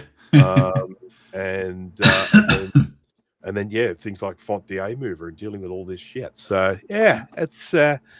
Where's my badge? It was there. It was one of the first ones I showed. Really? Yeah, we don't need to go back to it. But it's the bomb one right there. Oh yeah, look at that. Zoom in on that. Oh, there we go. This was Jay's idea. Replace the light bulb with a bomb. Hey, all my ideas are good. Well, even that one. There we go. Oh, wonderful! Just wonderful. We'll see. I need to sit down tomorrow and like start looking up old icons and things like that. It's like because probably what I would do is just open up get an old Mac up here and open up ResEdit and start like taking screenshots of how each logo was built and stuff like that. Sheep Shaver might be a little bit more practical. Sheep Shaver is I definitely can do that. the quickest. That's what I do. It's nice and easy. Yeah. Or what's that one website where you can go on there and like run any Mac OS? Old Mac I can't OS remember the name of it, but it's very popular right here. Steve would know. Why is Steve not here? Family crap. I've been asking ChatGPT to produce an image for me at a particular size, and it keeps producing it at the wrong size. Yeah. And I say, can you please clarify why this is not coming out the right size? And it's sort of saying, I'm sending this to the image agent with these instructions, and it's sending it back with the wrong size. It's like, tell the image agent to wake the fuck up.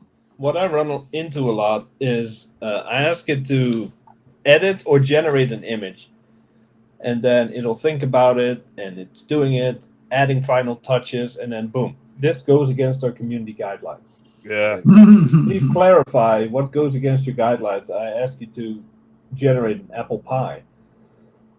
Oh, this goes against our guidelines. Yes, but what exactly in my prompt goes against it, and it can't tell me? You're a fucking idiot. Yeah. This is my VCF mug. I think that one. Oops, that one's from Steve. Sorry, I have a lot of extensions. And then you got Dave's right there, and then what was this one? Freaking glare! What the crap?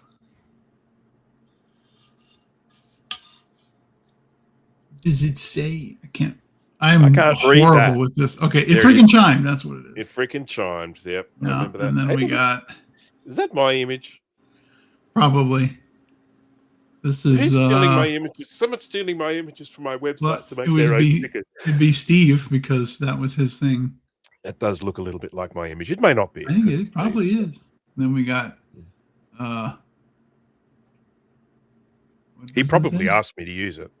That's the sort of thing. You probably did. Only you can prevent battery bombs. I think that's the big bad biologist because this is his too. But anyway, as I get stickers from people at VCF, I put them on my mug. I've been putting the stickers that I get onto my ultrasonic cleaner in the workshop. Because that first year, I collected a bunch of magnets. Like Dave gave me magnets. Blue Scuzzy Eric gave me magnets. Steve gave me magnets, and I stuck them on the side of the network server. And now it doesn't work. Yeah, that's managed to break it. I brought it home and put it in the basement, and then when I went to start it up for VCF the following year, it won't turn on. So either it was something during the trip, or maybe there's a leaking capacitor somewhere, or if it was off a long time before you bought it, and then it powered on once, and then not for a while. You're No, probably it ran- looking at a recap. It ran the whole weekend at VCF when I took it because I did a full install of the operating system, everything, and then it just sat there and ran, like demos and screensavers for the rest of the time. So I brought it home. I was like, sweet, it works. And then when I tried to turn it on again, it won't come on. So, well, I do believe you have an entirely tooled up workshop to work on such things. Yeah, I do. And I should. What sort of machine are we talking about again? One of the network servers. The Anus. Anus. Okay. Yeah. So, yeah, because I do, Dave. I do have John's sticker on here. I've actually I think I have 2 of his stickers on here because he was at the table next to me last year. Now that guy, the Big Bad Biologist channel, was that what it's called? Big Bad Biologist, Big Bad Bench. Yes. So he takes these old computers and just like he had wires coming off of every pin on the CPU, and it would each one would do something different. And it was like a horror show looking thing, but it was kind of this organized chaos. And they did really cool stuff. It's interesting you say that because when I was looking at that, I was just thinking, oh, what fun that would have been. And I wanted to do it, but I thought if I go and do that, I'm just going to look like a friggin' copycat. But I thought that looked like genuine fun. Yeah, I love it. I absolutely love it. Hats off to him. It's brilliant.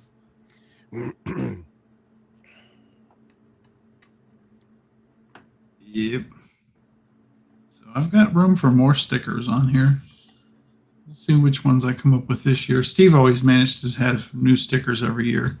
I found this really cool channel. It has AI generated music. I'll get you a sticker. No, you won't. Yes, I will. I still have this one. Hey, but he writes the lyrics, man. He writes the songs that makes the whole world sing, like Barry Manilow. Oh man, it's that thing just cracks me up. It really these does. These are all business cards. Let's see what the subscriber count is. Is it still single digits? Oh, excuse me. Mute. Oh. That full body shiver afterwards. Okay, he has got 111 subscribers. That's and 80, more than I thought. 82 videos.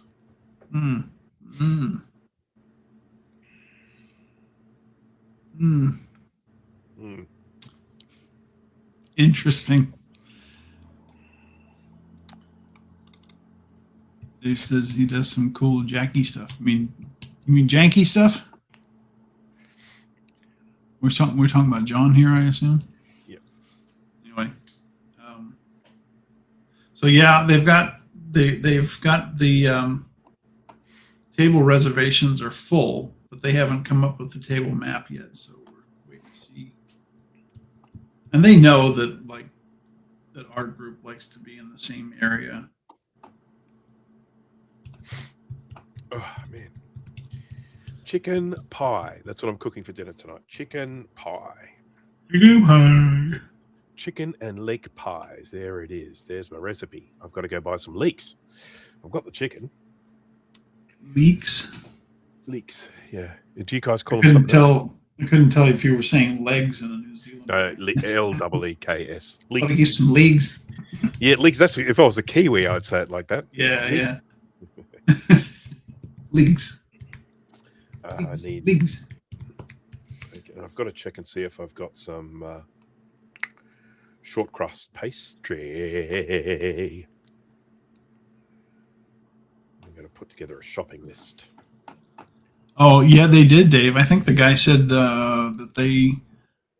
I don't remember if he said how many more square feet it is, but he said they made more room for us this time because it's just growing so much every year. The 2 years that I went to the old location, I guess they'd been there for a few years, and they just eventually were spilling out into the hallways, and when I'm going there, everybody's like, no, they weren't in the hallways just like 2 years ago.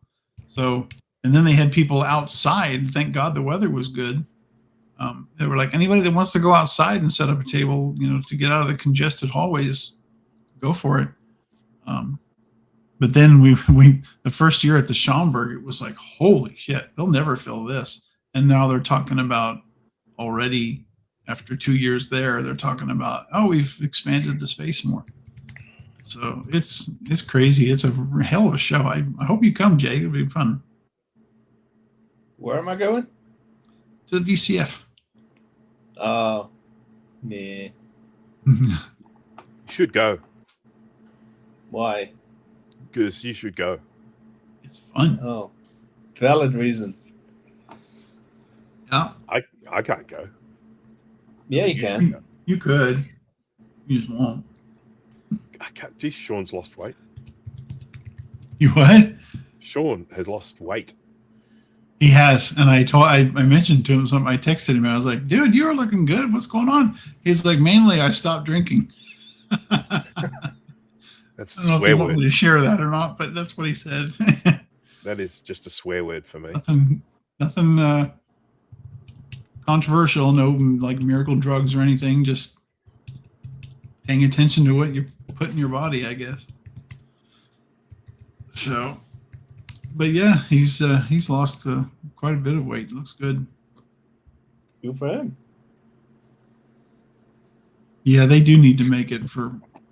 Although, you know what? 3 days of, if you're an exhibitor, 3 days will wear you the hell out, man. It's like walking around is kind of fun because you can go at your own pace and do whatever. But when you're an exhibitor, you've got somebody coming up. When I had that network server there, I should have made one of those little placards, like something that says, this is the history of the network server. This is what it is. This is what it was. This is when they made it and why and who and how much it cost.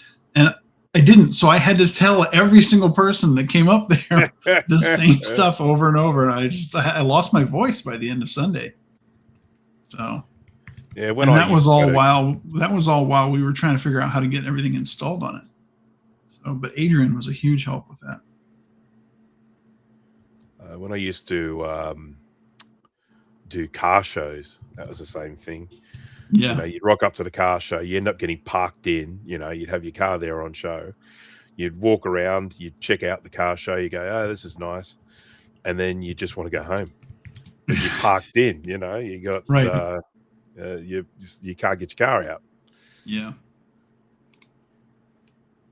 Thankfully, the ones that I've been to are all in like the middle of small town America type places, where you got your main drag going through, and that's where the car show is, or the car show's on like one of the ancillary streets or something.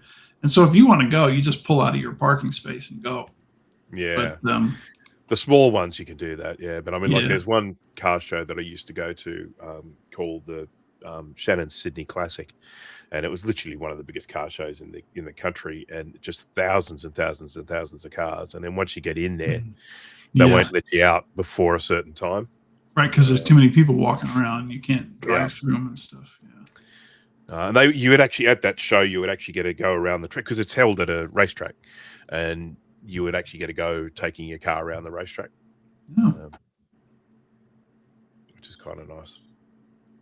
They just do like an actual race, or just like a tour around the track? Nah, you weren't allowed to. You weren't allowed to overtake, and you weren't allowed to exceed. I think it was 70 k's or something. Don't ask me what that is in miles. My transmission needs rebuilt, so there will be no racing. There will be no overtaking or straining of the components of any kind. Transmission on what? There's no way I would want to race. When are we doing that? Car show? Oh, no, rebuilding a transmission. Well, and when I get some money. It's how much you need? I don't know yet, but it's expensive. You're doing it yourself, right? No. Why would I touch a transmission? Good Lord. But you're gonna drive it here, then we're gonna pull it apart, order a pizza, work on transmission. I'm not gonna stay at your house for 3 months. Oh, I'll be done in a weekend. You got to get the parts though. Yeah, and I don't know, like, I need to take it someplace so they can tell me, okay, this could be a rebuild job, or you need a new transmission. anything could be rebuilt. As long as it doesn't have any cracks in the housing, we can knock it out in a weekend. Let's go. I mean, it's not making any horrible noises or anything like that. It just slips out of gear once in a while. And so I've been told, rebuild the bends and all that stuff. Sure, it doesn't just need oil? No, I just changed it. You probably said that, but I wasn't really listening. I did. I changed. 2 weekends ago, I went over to the auto parts store and I completely, the transmission fluid was like almost dry. So I put a bottle of Lucas transmission fluid and then filled up the rest. That's what I have with this truck. Like the guy said, oh yeah, you might need a new transmission because it shifts really rough.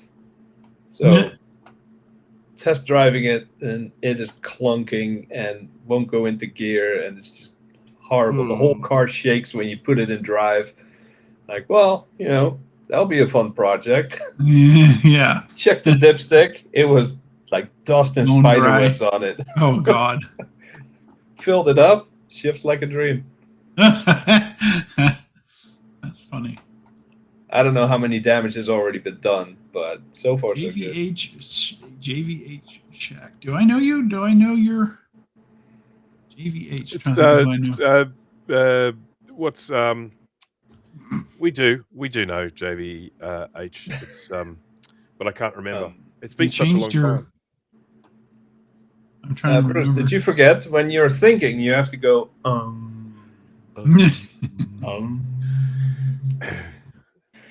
Was it but yeah, JVH has a point which I was trying to make. It's a lot cheaper to do it yourself, and it's a lot more fun to do it yourself. So let's do it. Well,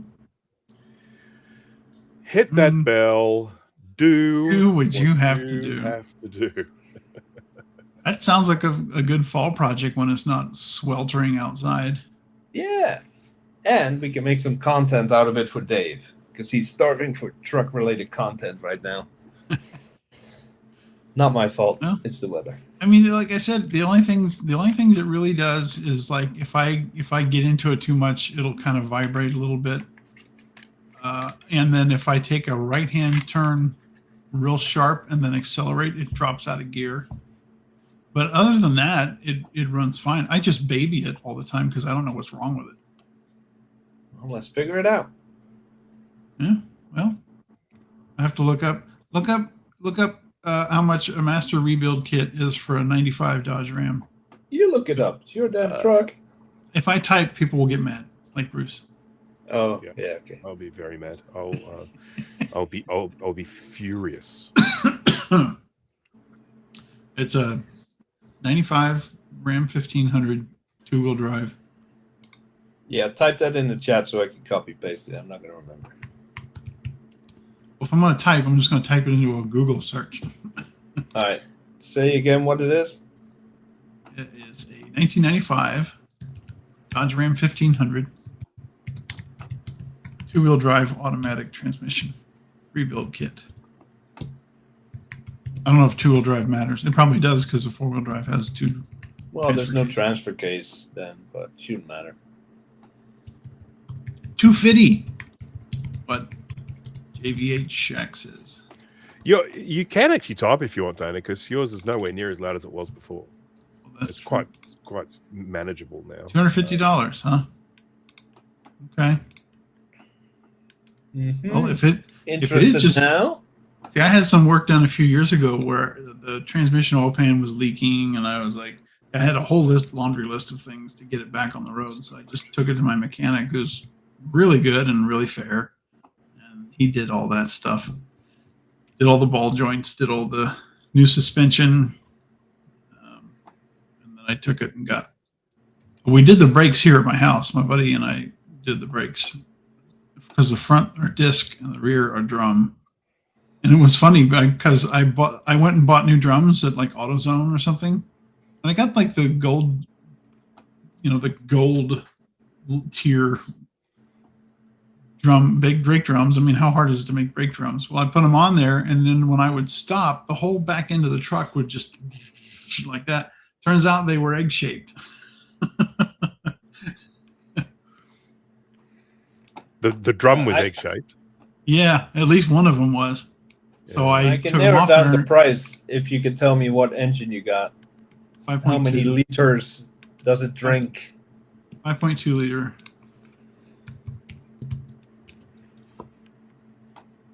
It's either like a, what do they call it? A WHRE or W some RE. I can't remember. One of them is hydraulic, one of them is mechanical, and mine was like right at the year where they stopped making one and started making the other. And I just haven't gotten under to look at it. Typical price range for a basic overhaul kit is roughly 75 to 150.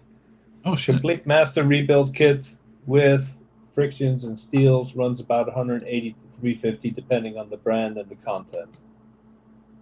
Even on the high end 350, you won't even be able to walk into a shop to talk to anyone. So yeah, like rebuilds at these other places, they'll charge you like $2,000, $2,500, something like that. Yeah.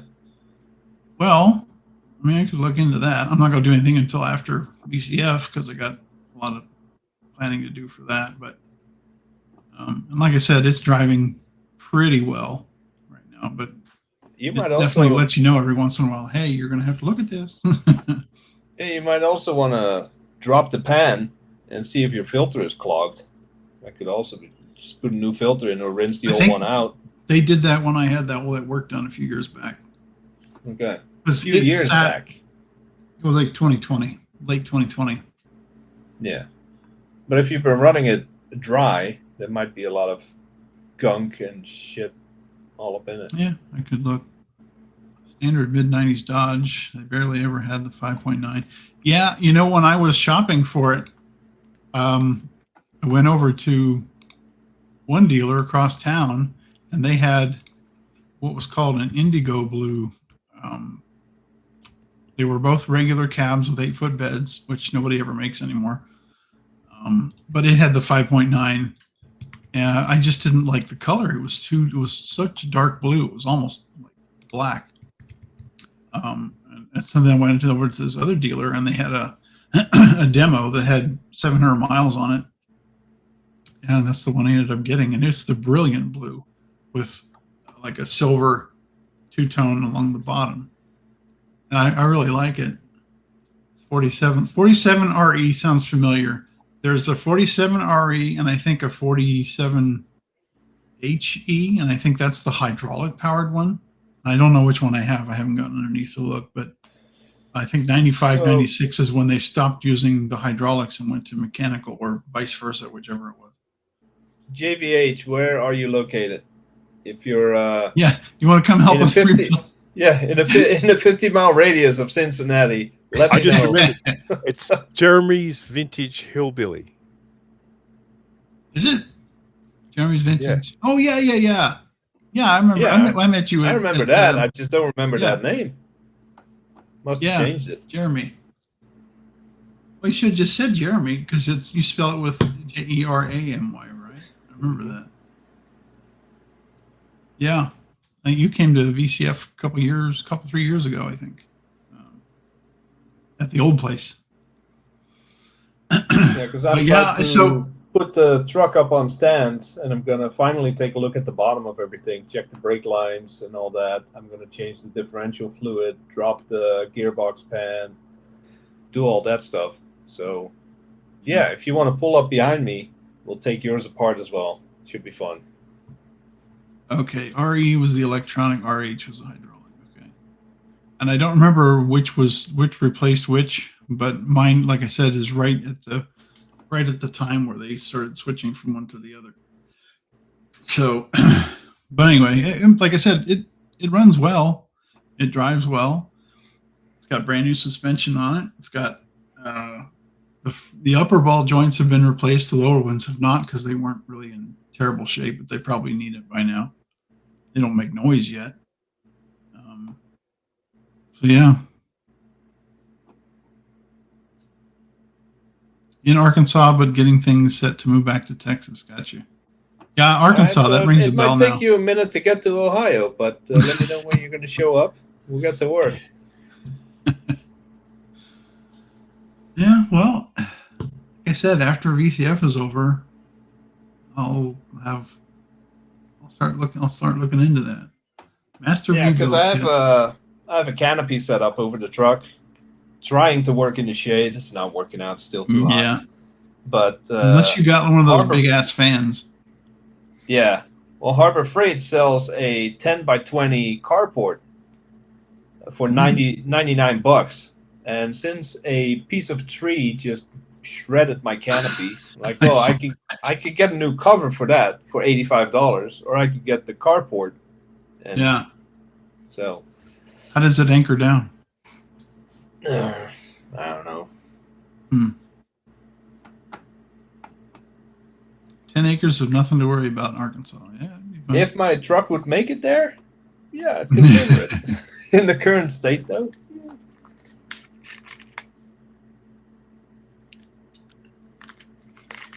Bruce, I hope he how's hasn't the seen my Photoshop? videos. He's going to be I'm in Illustrator. screaming at the screen that I'm doing everything wrong. I asked AI to make me a thumbnail, but of course it doesn't actually have the things, the products that my video has. So it's just put these things in. So, but I quite like the design. It's very sensationalized. It's real, it's real AI slop. And I'm copying the design at the moment and in Illustrator, and then I will plonk in my own images. So I'm spending way too much time on it. But I mean, what else am I going to do? I mean, I'm sitting here chatting to you guys. I mean, it's a perfect opportunity. He says AI thumbnails drive him nuts. All right, don't look at my videos. I put them there on purpose. I mean, the whole thing with this is it's just making my life easier. That's all. I mean, I'm not trying to hoodwink anyone or any shit like that. I mean, I'm just. Oh no, I'm purposefully trying to piss people off. Oh yeah, I know you're hoodwinking people. We know that. Yeah. The more people rant about it, the more extreme I'll go. You need to work in that America sauce into your next thumbnail. Yeah, right. Oh, you should put that one back on screen because Jeremy probably missed it. It's a work of art. AI generated work of art. Share. I think we lost Dave. I think he might Dave have. I think on. Maybe he went to bed. I don't know. We're pretty fucking boring. I mean, if we're going to be totally honest. Well, yeah. No, absolutely. Yeah. There it is. There's Jay's there it is. image. I did take a picture. That's me in the picture. AI just did the rest. You're way taller than the grill, though. Like it only comes up to your thighs. ChatGPT is not very good with perspective. The things I have to do to make sure that the women in my thumbnail are not either midgets or giants is ridiculous. What is the bird? What's the eagle doing on the ground? Is he in a bucket? No, I think it's a cake, a piece of pie shaped like an eagle, or it's a decapitated eagle on a plate. I'm not sure. Dude, that reminds me of when I was in college and I was an art major. Because I had to be an art major before I could be a computer animation major. So I was taking a class called 3D Foundations, and this professor was in. Let me get this off here. She had our class, but at the same time, due to a scheduling conflict or a screw up or whatever, she was a grad student, but she was taking a glassblowing contest or class right next to the place right next to our room. So she would come in and tell us stuff and like, okay, here's what you need to make and and then she would fuck off and like be gone for an hour.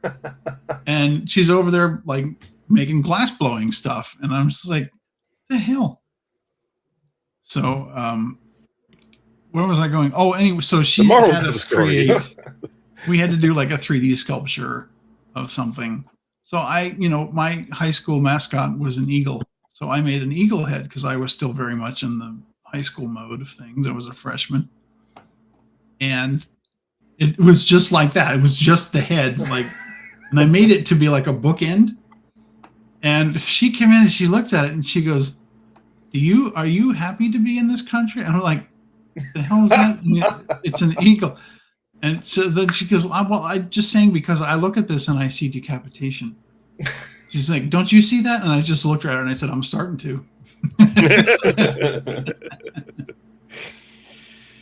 Oops. Hello, Cat. How are you? There is Cat in here. But yeah, that was, and I still have that thing. We stuck it in the oven and fired it. We're gonna have to see it. Oh God, all right. I'll be right back. All right. Let's see how bad it actually is. Good gracious me! What are you doing, Bruce? I'm going to show you in a second. You'll see. You'll see.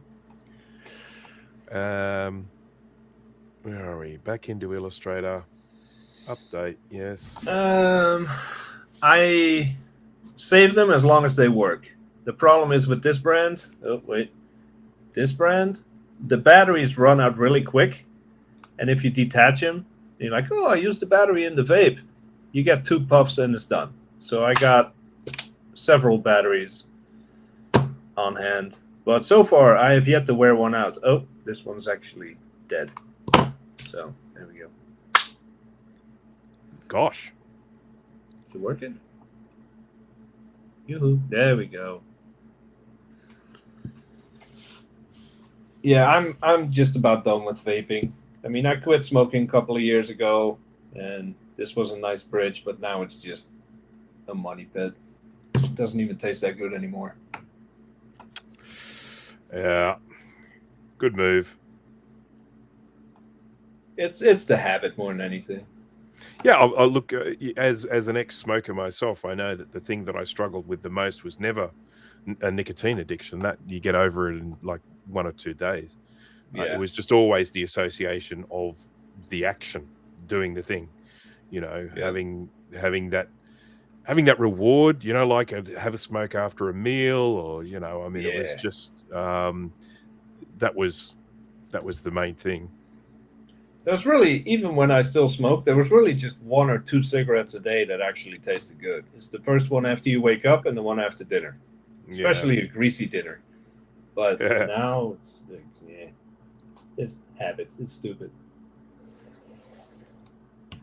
Yeah, good. I mean, over here, the incredible motivation is the price. Cigarettes are insanely expensive in this place. They're more. It costs more than $1 per cigarette if you buy them here. Oh, that is ridiculous. Yeah. And it got really expensive in Europe before I moved here, and like, oh, you know what? I'm ready to quit. These prices are ridiculous. Like 17, 18 euros a pack over there. Mm-hmm. Like, this is ridiculous. Then I moved to America. Like, $5 a pack. Why quit now? So, but yeah, it's. Do you remember? You might remember. You probably remember when you could go out to a club or a bar or whatever and just have a cigarette. Yep, it's the best thing ever. If they bring that back tomorrow, I'm going to start smoking again. Yeah, I mean, I used to be able to smoke at work. I mean, I used to be able to just sit there and we in here we call it, the nickname is a durry. So I'd be able to just have a durry at work, it was. Like, I mean, it was bad for everyone else. Yeah. But consideration is not the smoker's biggest, Okay, I can still get cigarettes for $5 a pack, but you got the cheap garbage. I always liked, I think I started off with Camel, which was a big mistake, way too heavy.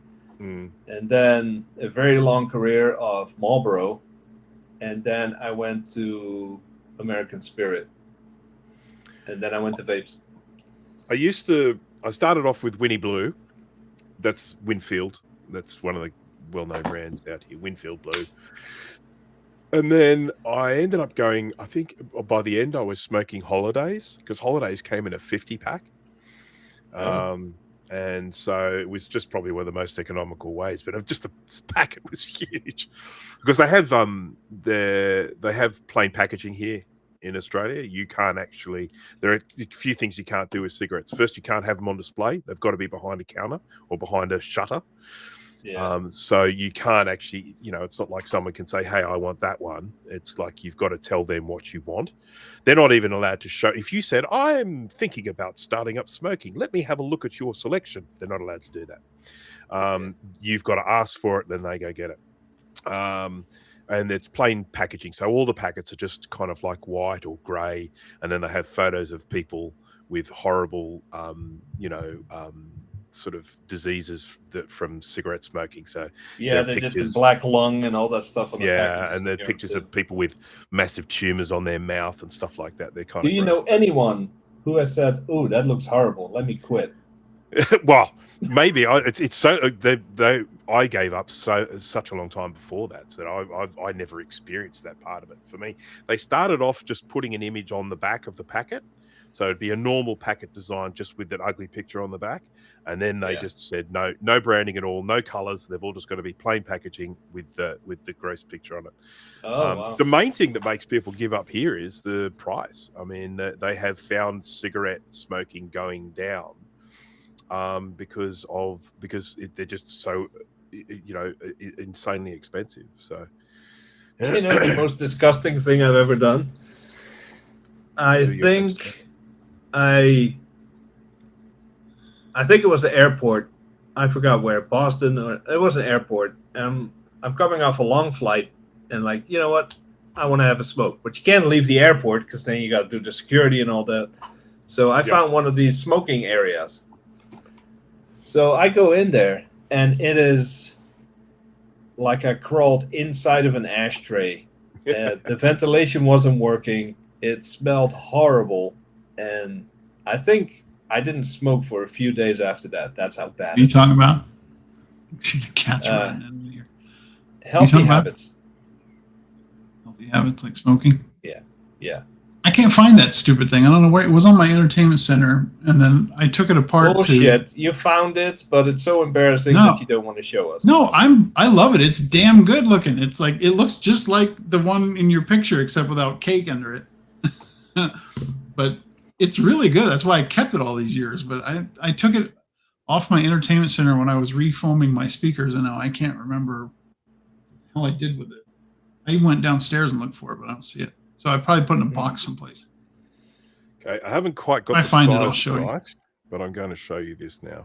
It's funny. We've been here for 2 hours, and Bruce has been completely immersed in his AI stuff. But as soon as we start talking about smoking, he just dropped everything and went straight for it. So there might still be some temptation there. Okay, there we go. This is what I'm working on at the moment. This is my thumbnail. So on the left-hand side where that cross is, I'm going to have a photo of my Synology NAS. Yeah. And then on the right is the Zima Blade. But I got to shrink it down. It's a bit big at the moment. But yeah. At first I thought that said new dirty NAS. It's just, I mean, you can tell it's like an AI design, can't you? It's just like so blingy. And the background is AI. Dave, I would do that, but I'm going to be up at my mom's mowing tomorrow. Probably for most of the day. She's got stuff she wants to plant. I got to mow the yard. So, but if I get home in time and I find the thing, then I'll let you know. File. Remember what it was? Place. Yeah. Oh. I didn't put it in here.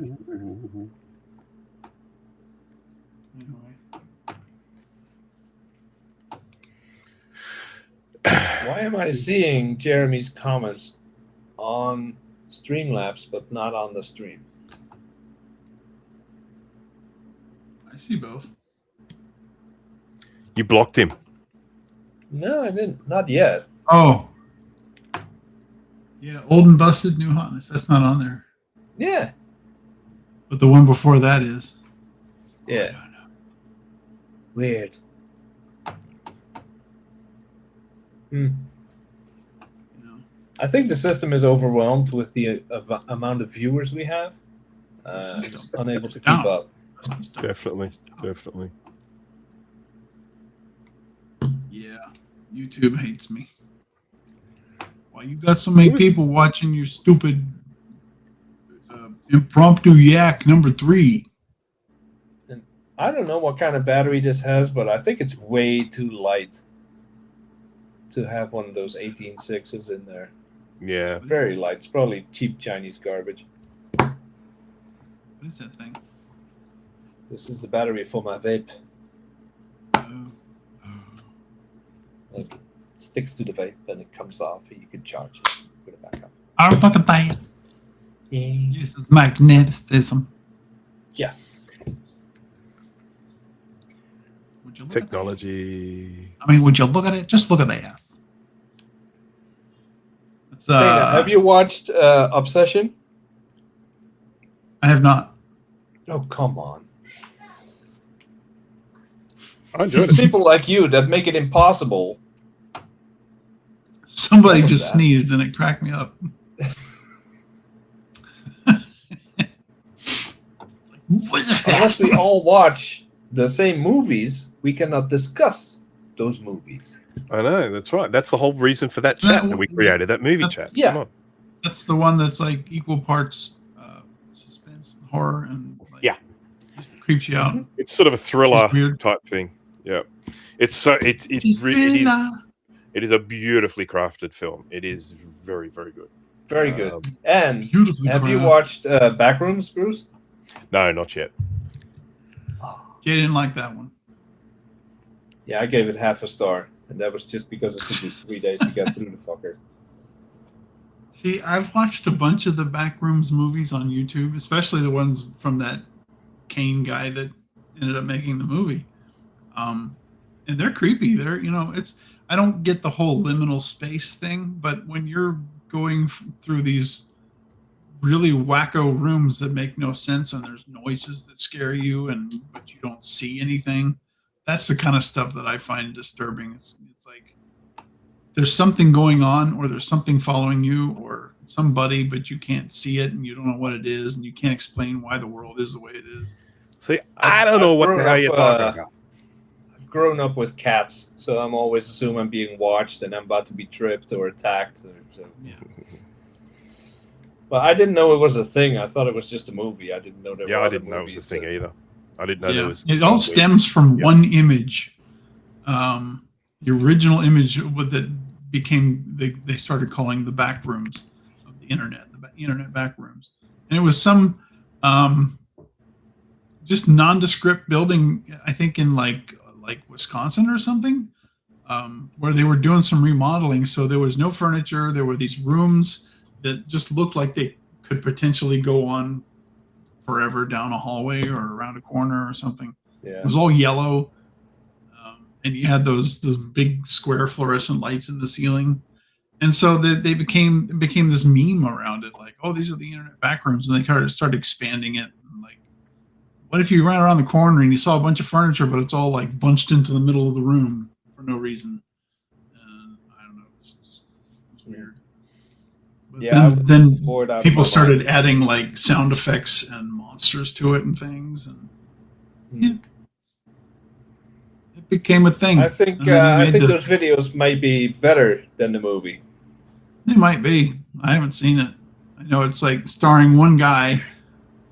The whole theme around the internet meme was that somebody managed to get out of there or didn't or something, but then like the government or like some big corporation found it and started sending in guys in hazmat suits, and they're going in and they're like painting trails so they know how to get back to where they got in, and they turn around and everything's all changed around and stuff. That's pretty much the movie. Yeah. Yeah. I mean, Linux is kind of a touchy subject, Jeremy. I love the idea of Linux. I love how smooth it can run on older hardware, but I hate the fact that there's not a single useful application made for it. So, But didn't you Yeah. reload your Mac Pro with all Linux? Yeah, but that has it's what's it called? Proxmox, and it's just basically one giant virtual machine. But if I were to turn this Mac Pro into a Linux machine, I cannot use my security camera software. I can't use Photoshop. I can't use anything useful. So yeah, I don't know. So you put Linux on one Mac Pro and you're running this one? Yeah, the one in the basement. I put on Proxmox and I installed a bunch of Linux VMs on there that run a whole bunch of crap. And it's great for that. But as a daily driver, it would probably drive me insane. Yeah. Yeah, I don't have any plans of using Linux for daily driver, but turning my old Mac Pro into essentially it would have a NAS on it. It would have Plex server. It would have all these other things. And ChatGPT is the one that said, what machine are you going to put this on? I said, it's a Mac Pro. It's got 96 gigs of RAM. It's got like all this oodles of hard drive space. And it's like, oh yeah, you're way overqualified. Yeah. Yeah, I had to downgrade the Mac Pro to a single CPU. I think it's a quad core because I had to take the processor out, put a quad core in. I think it runs 32 gigs of memory to share with all the VMs. And I pulled the graphics card out too. Yeah. Wow. I don't want to have to do surgery on mine, but it said it would. It was like, it'll run all this stuff and it won't even break a sweat. But yeah, it's just a matter of doing it. Turn the heater on. I'm cold, freezing me nuts off. Yeah. I got my AC on right now. It is 71 degrees, which is nice. Humidity is a little high. It is. Let me convert this to stupid. It is 80.6 degrees in my office, thanks to my beautiful Mac Pro. Ugh. Mm-mm-mm. Yeah, I'm a bit cold. I should probably turn on my G5. It's 71 outside, and I've got my AC set at 70 in here, which is, I don't know what that is. I should open some windows, but I'll do it after we're done. Good. As long as you got screens up, get the bugs inside. Yeah. I got screens. They still find their way in, though. It's a little humid out, though, so I don't know how much it would help. At least here. Oh, yeah, it's 80% humidity. Never mind. That's a lot. Oh, 38, yeah. Yeah, in we've had Arkansas. We've had a couple of weeks here where in the last month where it got up to it was like 96 Fahrenheit with the heat index was in the hundreds, like 107, something like that. Yeah, that's pretty warm. Yeah, it was July has been pretty brutal. The end of June too. We barely had a 4th of July party going on because it was just so damn hot. Yeah, we had ours on my buddies and I. We had ours on the weekend before because too many people had plans for the actual 4th weekend, and it was bad. It was pretty nice. It was mild, but then I think the week after that was when it started going up into the mid-90s. Yeah, I think the forecasts. We just had 3 nice days, and as of tomorrow, it's going to be inside weather again. Yeah. And then Ryan Hall's talking about all these storms coming. I'm like, I'll believe when I see it. Yeah. I know these guys got to eat, so they make their videos like, oh, there's a storm system coming, and then like you look at the most like 78% of the area, there's a very slight risk of what he's talking about. You're just like, come on, dude. Yeah, there's definitely some achoo. Who sneezed again? He's going. He's going. There we go. Oh, Headsets and Not glasses headset, Liz, flying. damn. that was very Farley-esque right there. The headset come off. Yeah, Ryan Hall does have some level of clickbait in his titles and thumbnails, but in the actual videos, I have yet to bust him on sensationalizing or. Yeah, I just get all of my weather from Frankie McDonald. there you go. Yeah. It's gonna hail. I haven't seen that guy in a long time. Still making videos. I think he's still doing the same thing. Yeah. And eating 100 hot dogs or being chased by Yeah. Being chased by alligators. alligators. Oh no, it's more alligators. Oh, they're going away now. Lucky Charger, guys. I managed to outrun the alligators. Here's an air raid siren.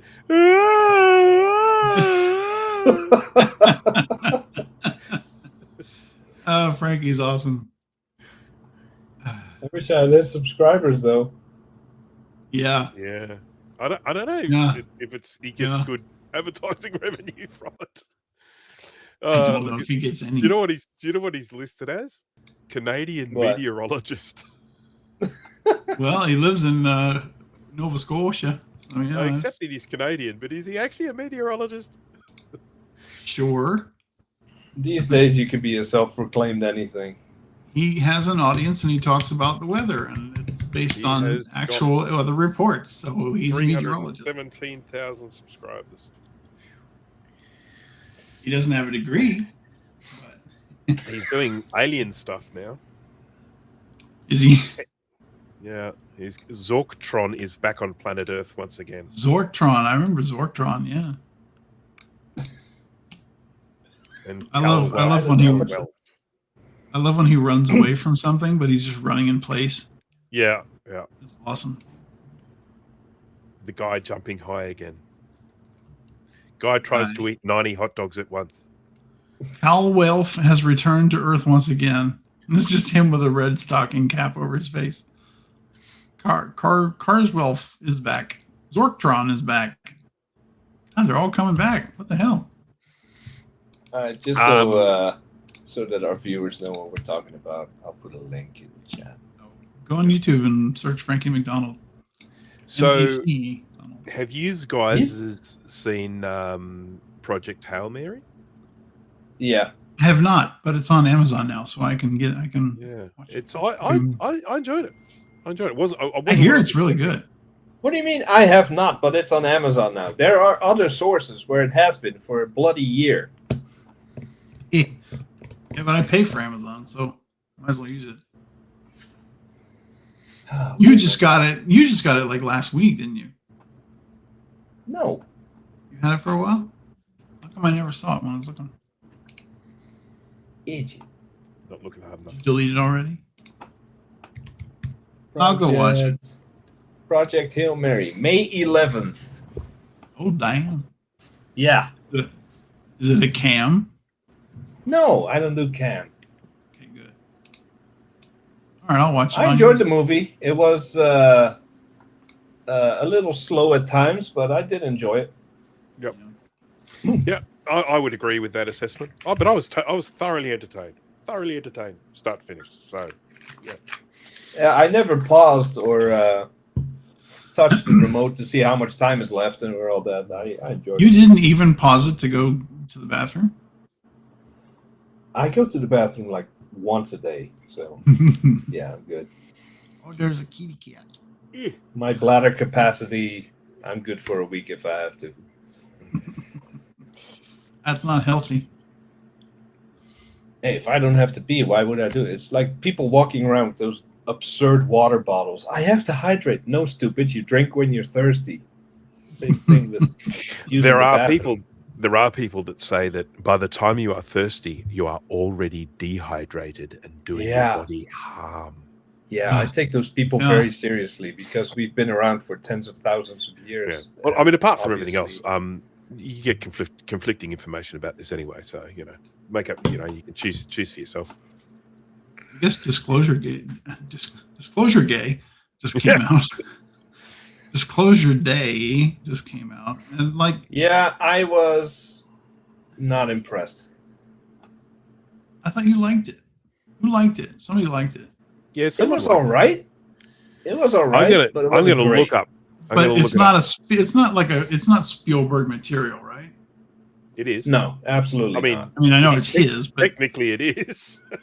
right, he made it, but it's not. It doesn't match up to some of his. He said most of his stuff. Not bad. Hearing. Full stop. Not bad at all. I gave it 4 stars. I cannot really explain why, but I felt 4 was appropriate.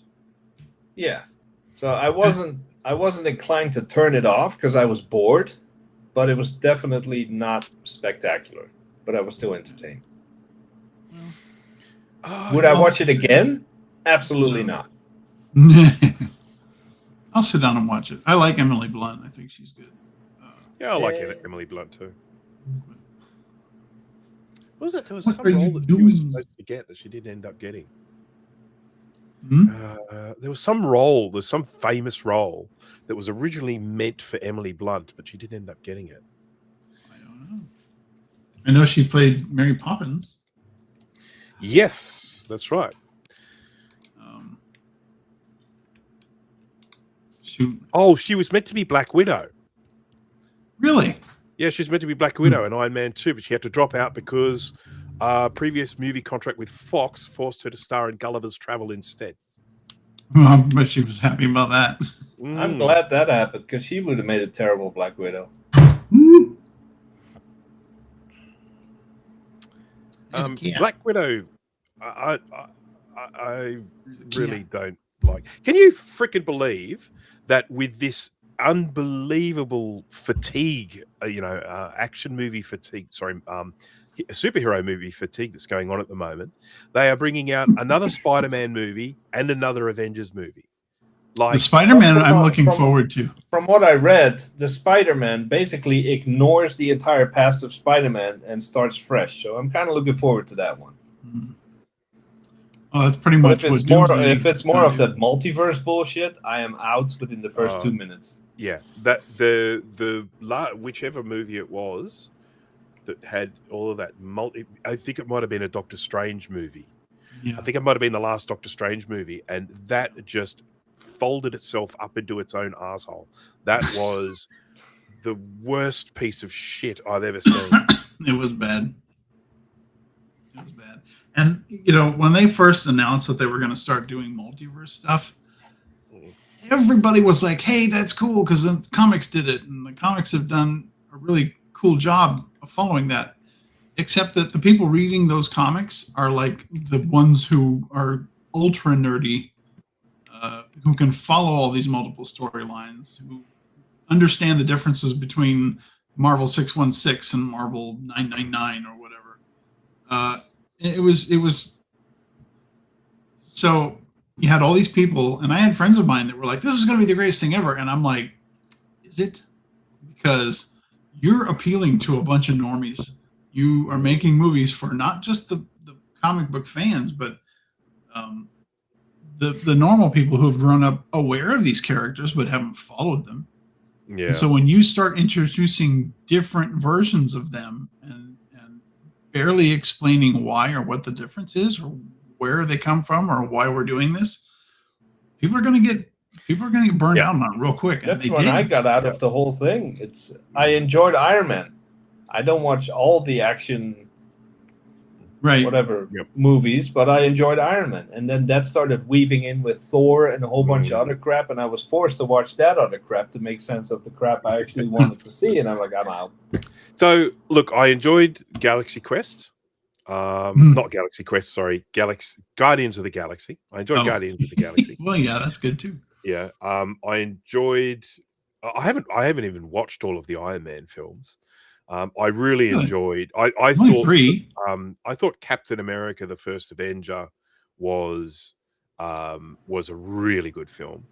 The Avengers, the first Avengers I enjoyed. The second Avengers I didn't enjoy. The last 2 Avengers I did enjoy. I cannot stand Black Panther. The whole Wakanda thing just drives me up the fucking wall. I hate that shit. and and whatever that mineral is that just suddenly means they're able to do anything that Vibranium. the script asks for. Yeah, vibranium. They can just anything the script asks for can be done because they've got vibranium. It's just vibranium is what Cap's shield is made of. Yeah. Well, that's what pissed me off about the whole evolution of Wolverine. Suddenly, everybody had adamantium fucking teeth and piercings and whatever.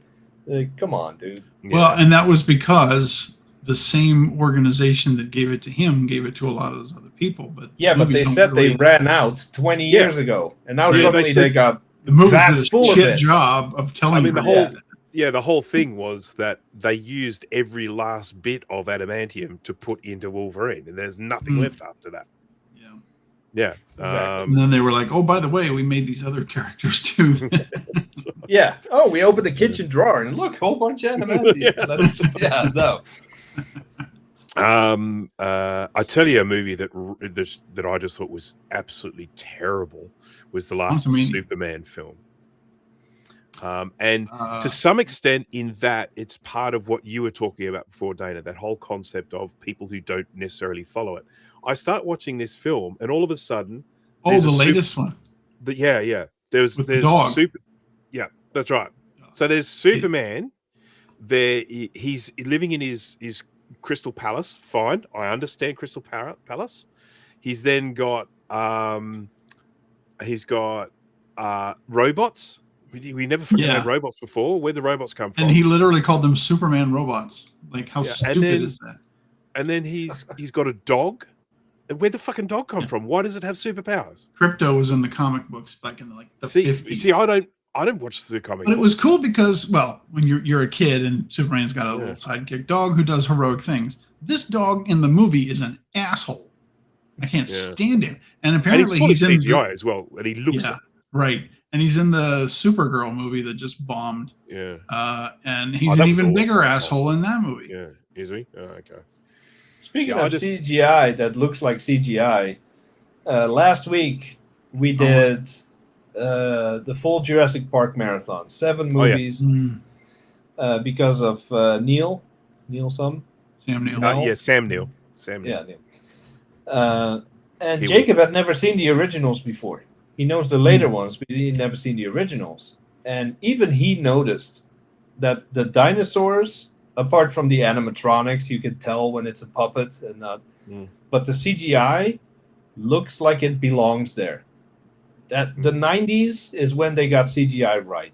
Yeah. And even Jacob, the kid is 10, even he noticed. Yeah. I mean, it just hasn't been that good since. So I'm sure you guys have watched the behind the scenes of Jurassic Park, but the interesting thing about it was that film was always going to be done with stop motion animation. They were going to do it with the big mechanical puppets. They were going to do it with a combination of that and stop motion animation.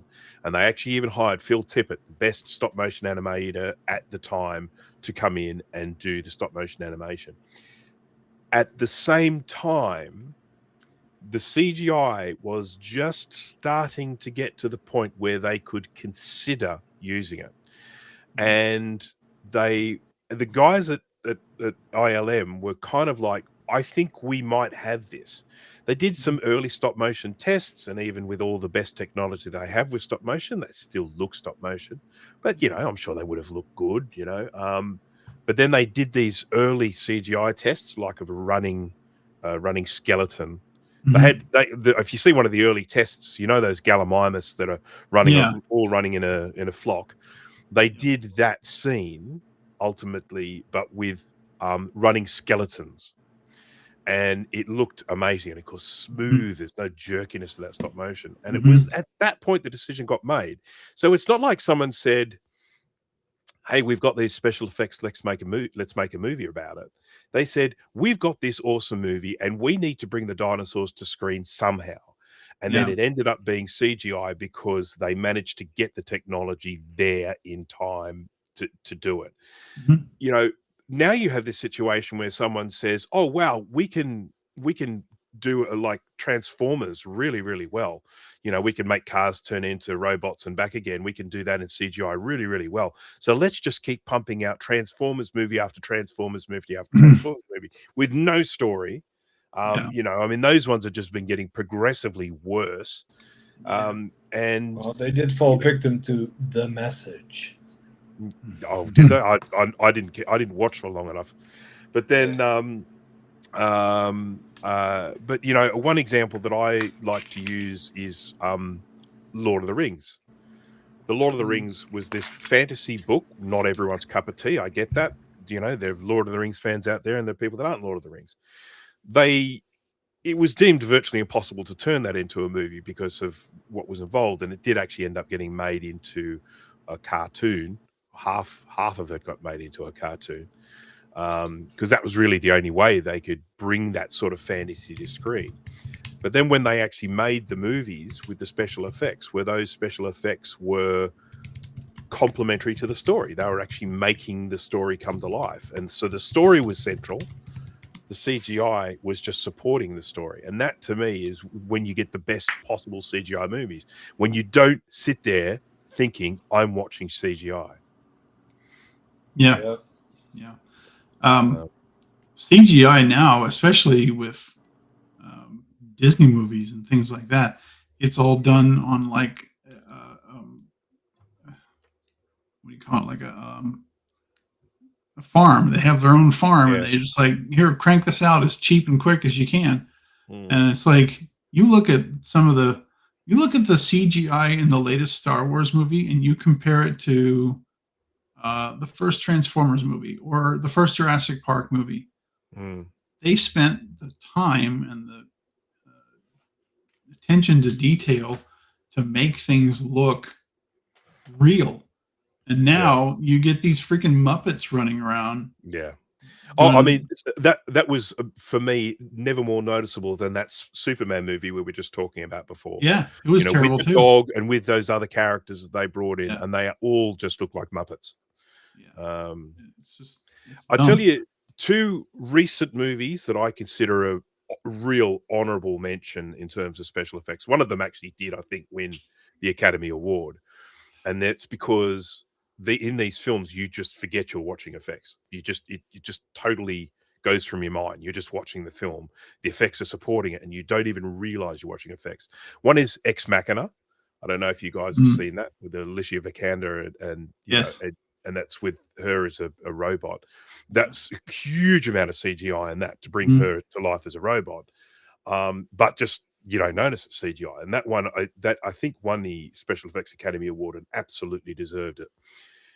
But another one, which is a more recent film that I think just did special effects in such a way that, you just forgot you were watching effects, and that was The Creator. And if you haven't seen The Creator, I highly recommend it. It gets mixed reviews. For me, it gets like 4.5 stars. It's about as good as a sci-fi film gets, in my opinion. But some people, don't like it that much, and that's fine. We're all different. But that one there, the effects in that are absolutely extraordinary. And again, you forget you're watching effects. It just feels like they're just bringing the story to screen. So yeah, I have to look that one up. I've seen Ex Machina. Yeah, that was good.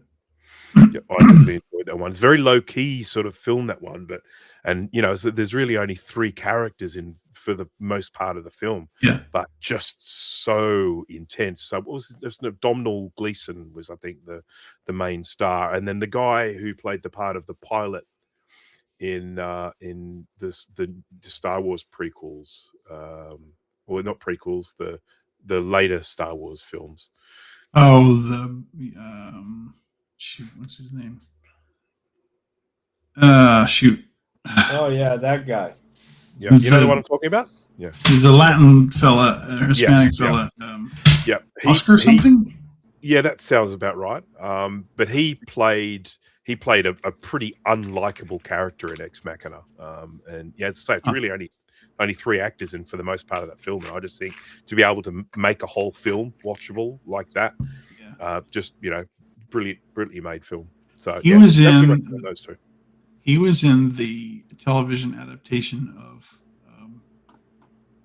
Moon Knight, which was a DC comic book. That's right. He was fantastic in that. He played several different characters of himself, different personalities of himself. and was really, really good. Even though the adaptation of the comic book was pretty poor. Just me not knowing a whole lot about Moon Knight going into it, I was like, this is pretty. I knew nothing about it. Parts of it were a little bit silly, but like the giant hippo. We watched, my wife and I watched a few episodes of that, but ultimately sort of just didn't really get motivated to keep watching it, which just happened. I don't even know if they've made a season 2 yet. I watched it all the way through, and I was like, okay, so is there a season? No, I don't care. I think it got axed. I'm pretty sure it got axed. What am I looking for? Bruce is more about Archive 81. Yeah. Yep. You saw that. You saw that. Did you see that on Archive 81?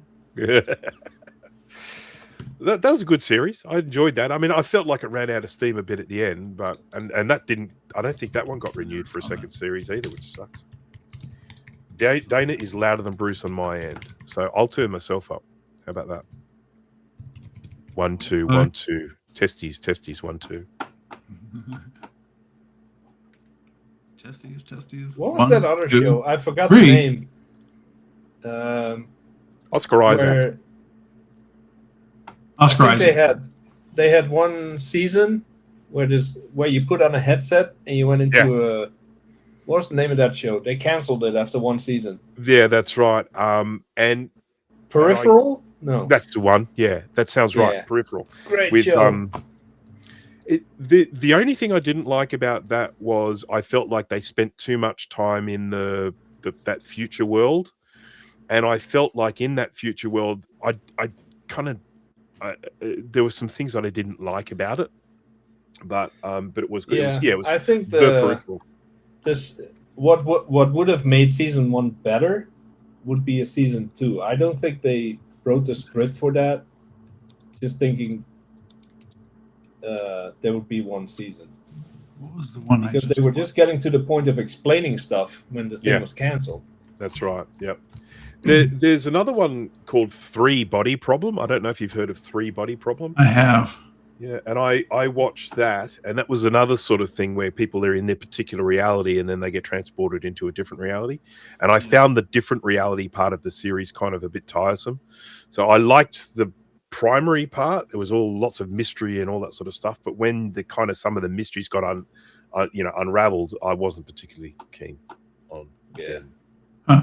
I mean, if I want to watch a good show or a movie, I watch old stuff. Yeah. The one I watched recently that I don't think I told you guys about was called The Electric State. That sounds familiar. It's that Millie Bobby Brown from Stranger Things, Chris Pratt, Stanley Tucci. Oh yeah. I remember. I enjoyed it. I thought it was pretty good. It's funny because that got absolutely you see 14% Rotten Tomatoes score. It got roasted. Critic score or audience? Doesn't say. Let me have a look. Critics forget. Critics 14, 67 audience. Okay. Yes, I enjoyed it. It was pretty good. Yeah. I should watch it. It's not going to win any awards or anything like that, but I enjoyed it. I thought the characters. The thing is that with those reviews, I think one of the most important things is you've got to read them. You've got to not just go look at the numbers. You've got to read them and find out what it is, those reviews. And it's also, I think, a good idea to get some reviewers that I mean, there were some reviewers here in Australia that I used to watch their show when they used to review stuff. And between the two of them, you could get a pretty good idea if it was going to be a film you liked based on how the two of them reacted to it. So if you've got a reviewer that you trust, you can usually get a pretty good idea of, I think I'll probably like this or no, I won't. Even if, regardless of whether they like it. Well, I mean, started out as a review,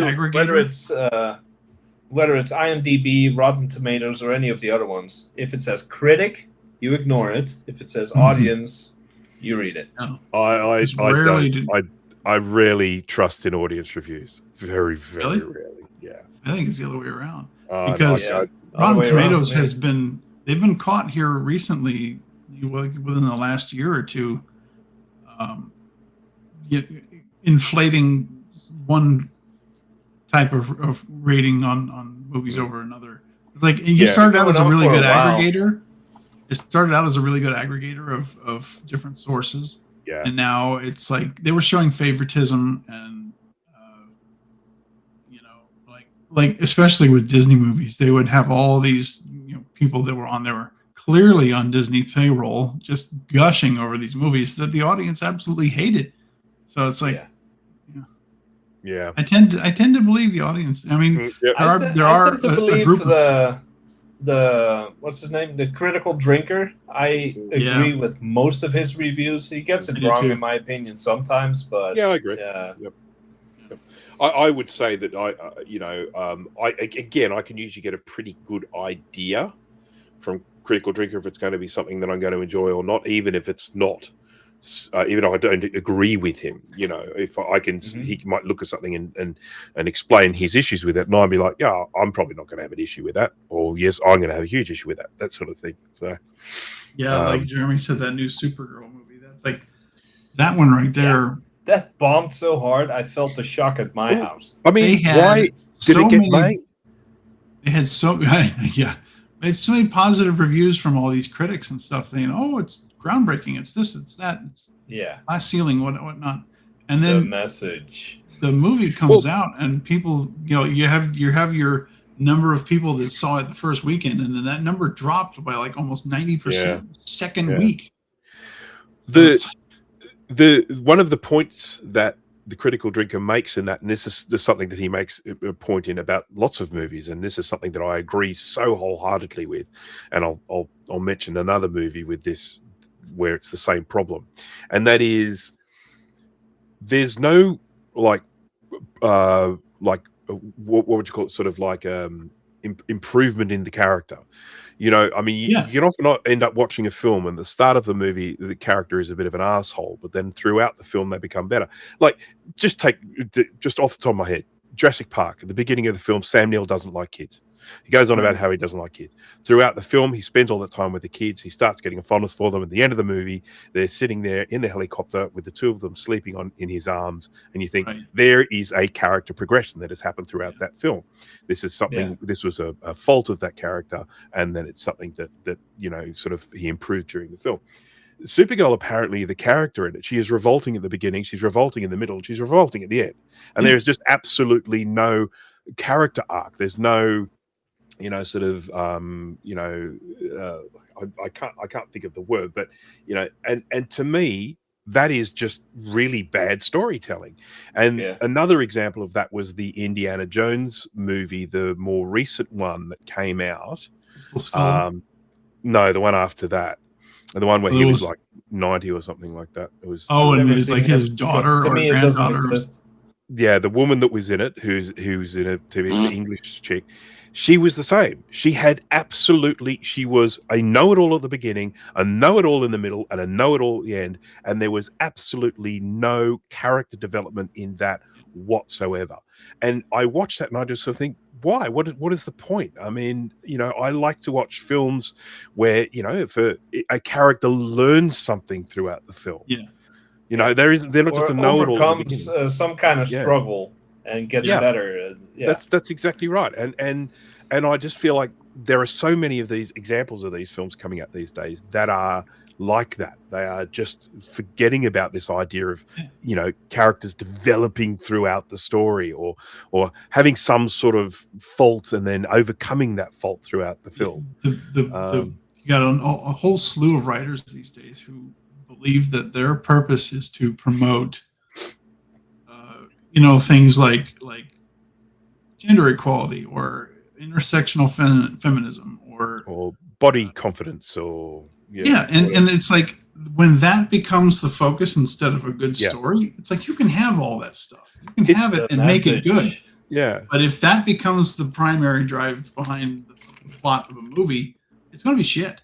Now the thing that I heard about Superman or Supergirl that turned me off to it, and just I'm not going to go see this at all. I don't think I even want to see it for free.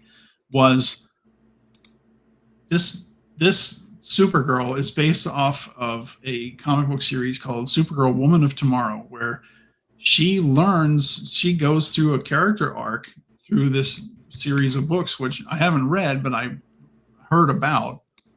from a number of sources, and they said the whole big thing was revenge is not the answer. You don't revenge doesn't solve anything. And so in this movie, she's presented with this character. I don't remember her name. She comes up and says, "Oh, this guy killed my family or whatever. I'm going to kill him." And she tells her throughout the movie as they go through adventure after adventure or whatever it is they're doing, no, that's not the way. That's not the way you're going to, come out of this. It's not the way to be. It doesn't solve any problems. It makes you feel worse. Da, da, da, da. And at the end of the movie, Supergirl kills the guy herself, and then it was just like, "No, that's over." It's like, what? Where is the progression at all? It's like, ugh. So I said, no. We're on YouTube, so I cannot say a lot of things I want to say, but movies are just shit lately. I mean, take a lot of TV too. The Ghostbusters movie that I feel should not exist, right? The women one, yeah. You replace a cast with all strong, independent boss babe, whatever, that don't need no man, but literally the shit they're wearing is from all the guys that I can't stand that shit. And it has nothing to do with sexism or feminism. It's like, get your own thing. Exactly. I mean, the point of the story actually destroys the point of their story. So the point was being like, hey, you watch, the girls can do this. And it's like, the girls can recycle a man's idea? Is that what you're saying? I mean, or can the girls come up with something new? Now, I'm not, so I feel like that actually defeated the purpose of what it was trying to do. It was trying to actually say, positive, independent, we can do this, with women. It's like you have just taken an idea and recycled it with the gender change. And that to me that's not an expression of strength or intelligence or power or anything. That is like it's plagiarism. I mean, I know it's not plagiarism because it's all been paid for, but right. But you don't create strong, independent women characters by writing them like the men. Recycling the story. Did anyone ever have a problem with Xena or Tomb Raider? I like that show. They were strong women that pulled it off. Yeah. They had their own thing going, and nobody complained. But if you're gonna say, "Oh, I'm not giving this role to you because the message, we're giving it to her," and then you wonder why everybody hates it. But then you're the problem for hating it, not the movie. It's stupid. So I just turn on my TV, put on the Green Mile, and for the 70th time, and enjoy myself. The easiest thing, of course, with these films is to just not see them. I mean, eventually, you feel like the box office will stop them.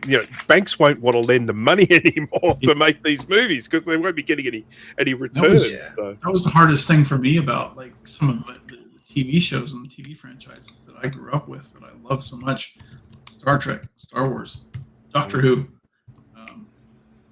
All of them have been ruined by this. I don't even know what you call it. Including Indiana Jones, the Indiana Jones that you just mentioned. It's absolutely horrible. The story is supplanted by the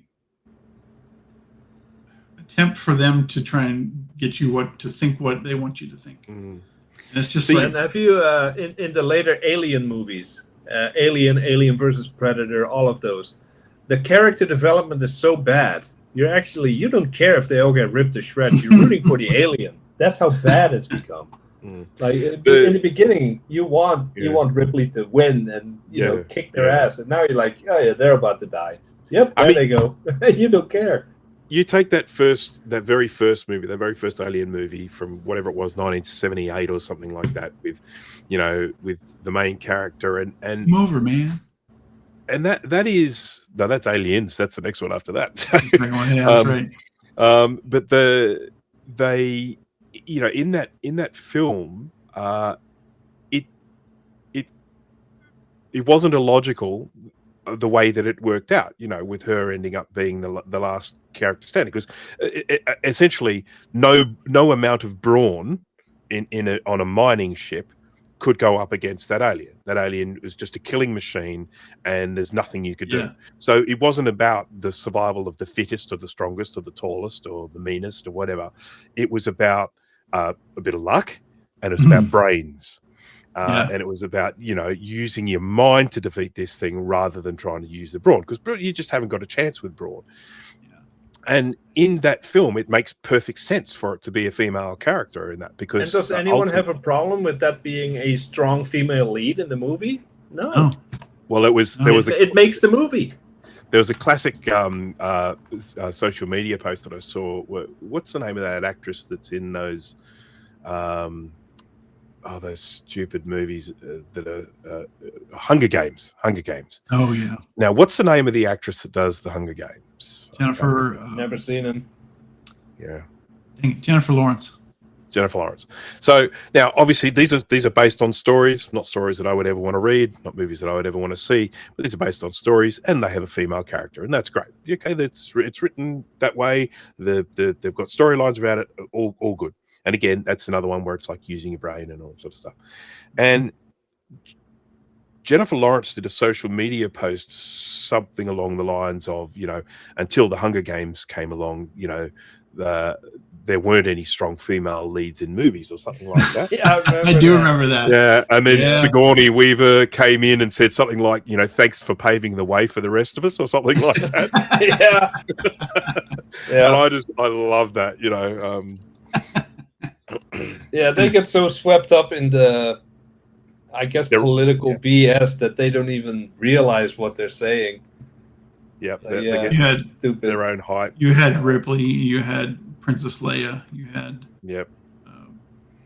any number of. Well, yeah, I mean, like Pamela Anderson. I know that Tomb Raider is based on a computer game, but that's another one. So yeah, but find me another woman that can pull it off better than Angelina Jolie. She's built for it.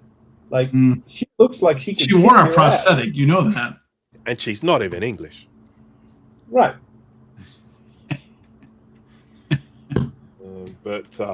Yeah, I mean, look, there was a TV series that I watched, and I highly recommend it. Jay didn't get past the first episode because he thought it was woke, but I thought it was absolutely brilliant, and it was based again around a female lead character, and the whole premise around it was that this is a female character entering an extremely male-dominated area. And then that, of course, was one of the biggest challenges she faces throughout it. She's got a job to do, but that she's also in a situation where she's in a submarine and she is outnumbered by men. There's like only 5 women on the whole thing, and all the rest. What show is that? It was an English show.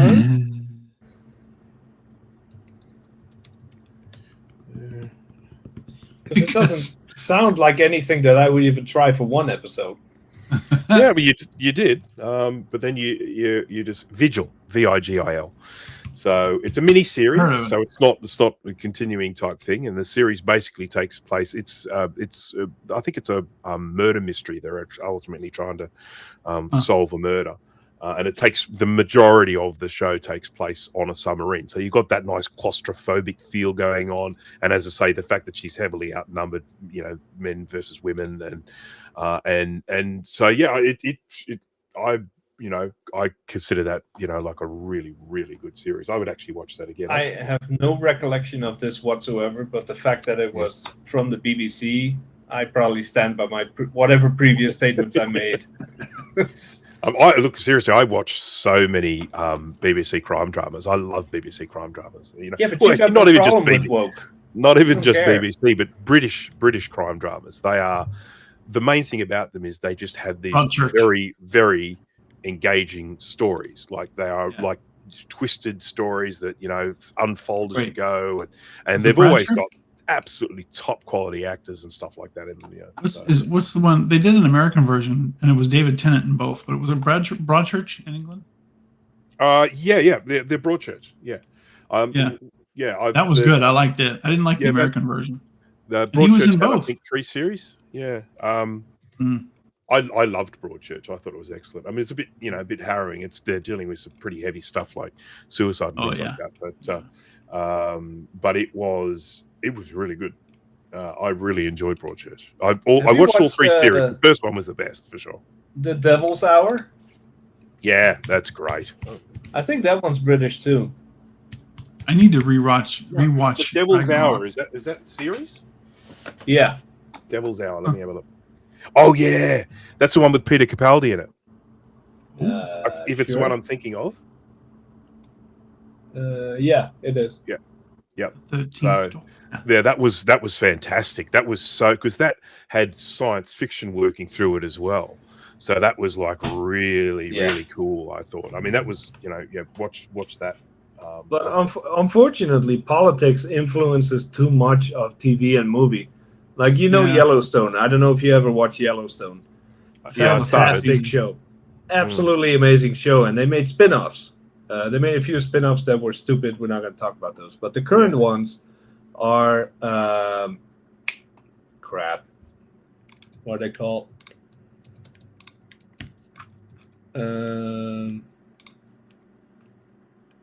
Dutton Ranch and is Marshalls. one of the spin-offs.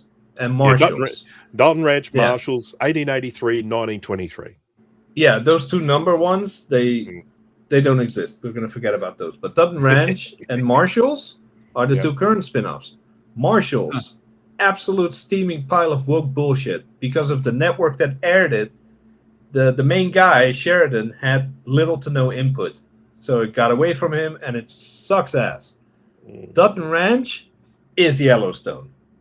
Because he had the full input, and the network that aired it is not garbage. Okay. Well, they both could have been great, but because of network and politics, it's not. In the original Yellowstone series, the brother, the one that was living on the reserve, sort of thing, he to me was one of the only likable characters in the whole freaking show. So when I heard he was getting a spin-off with Marshalls, with him being in that, I thought, oh, that'll be good. But as you say, that's never any guarantee. 1883, I couldn't stand it. I found that just tedious to watch. The narration pissed me off. Yeah, me too. I didn't even bother with 1923, even though it had Harrison Ford in it. But I mean, even Yellowstone, I gave up on Yellowstone. I mean, that just went totally off the rails. I don't know if Taylor Sheridan sort of, I don't know, lost his way or something. And because apparently he's a nightmare to work with as well, because there are people that hate his guts. Well, but he comes out Kevin TV though. Kevin, what the hell is his name? The main star, Costner. Yeah, I kept wanting to say Dalton. I'm like, what the hell? Kevin Costner. Say Bacon. Is there even a Kevin Bacon? There is a Kevin Bacon. There is. Okay. He started losing interest, and it was like they had to bend over backwards to try to get him to come back for a while, and then he just finally said, "No, I'm done." Well, his demands were near impossible. It's like, oh, I'll record for 1 week a year, and all that kind of stupid stuff. So then, of course, Taylor Sheridan also did Landman, and that one definitely has its moments. Moments. My God, yeah, that's the one with I get so annoyed with the wife and the daughter. With who? Sorry, Billy Bob Thornton. Billy Bob Thornton. He's like an oil man. Yeah, is that the one? Landman. Have you seen it? I've seen clips. Yeah. Oh my God! Start watching. Hang up. Go watch it. It's awesome. There are two, after you finish watching my video, there are 2 series of Landman so far. I think it's been renewed for a third. It's good. Where I struggle with it is some of the side stories that involve the wife and the daughter. I find them such annoying characters that I actually have trouble watching them. They are super annoying, but they highlight his dealings with it. Like they are needed to highlight the way he deals with it. And they're not bad to look at, let's be honest. Yeah. That's kind of how I felt about Breaking Bad. I thought the wife and the son were just oh my God. It's very annoying. Yeah. No, that's a series that, I watched, and it was very well done. It was very well put together. It was good story and everything, but I have no desire to watch it again. I just don't. I know how it ends, and I don't think I could enjoy it as much. And then that fell to the victim to like, we've got, X amount of episodes to fill this season. Let's make a third of them have some actual like action and things that push the story forward, and the rest of them are just people talking. Stop it. Yeah, that definitely did happen. It's when the premise of the story was really good when it started off, but when they just keep getting renewed, it's like this is actually one of the reasons why I like mini series. And I know you don't have the advantage of being able to keep watching it, but someone has a story. And We've got a story here, and we're going to have a beginning and a middle and an end, and we're going to spread it over multiple episodes, but it is just having a story, and it's not like, oh, now we have to invent something for the next series. It's like we had a story, we told it. And there's never a guarantee that current season that's great means the next season is going to be great. I mean, I think we're 2 weeks away from the next season of Reacher. Now, Reacher season 1, absolutely awesome. Season 2, bad.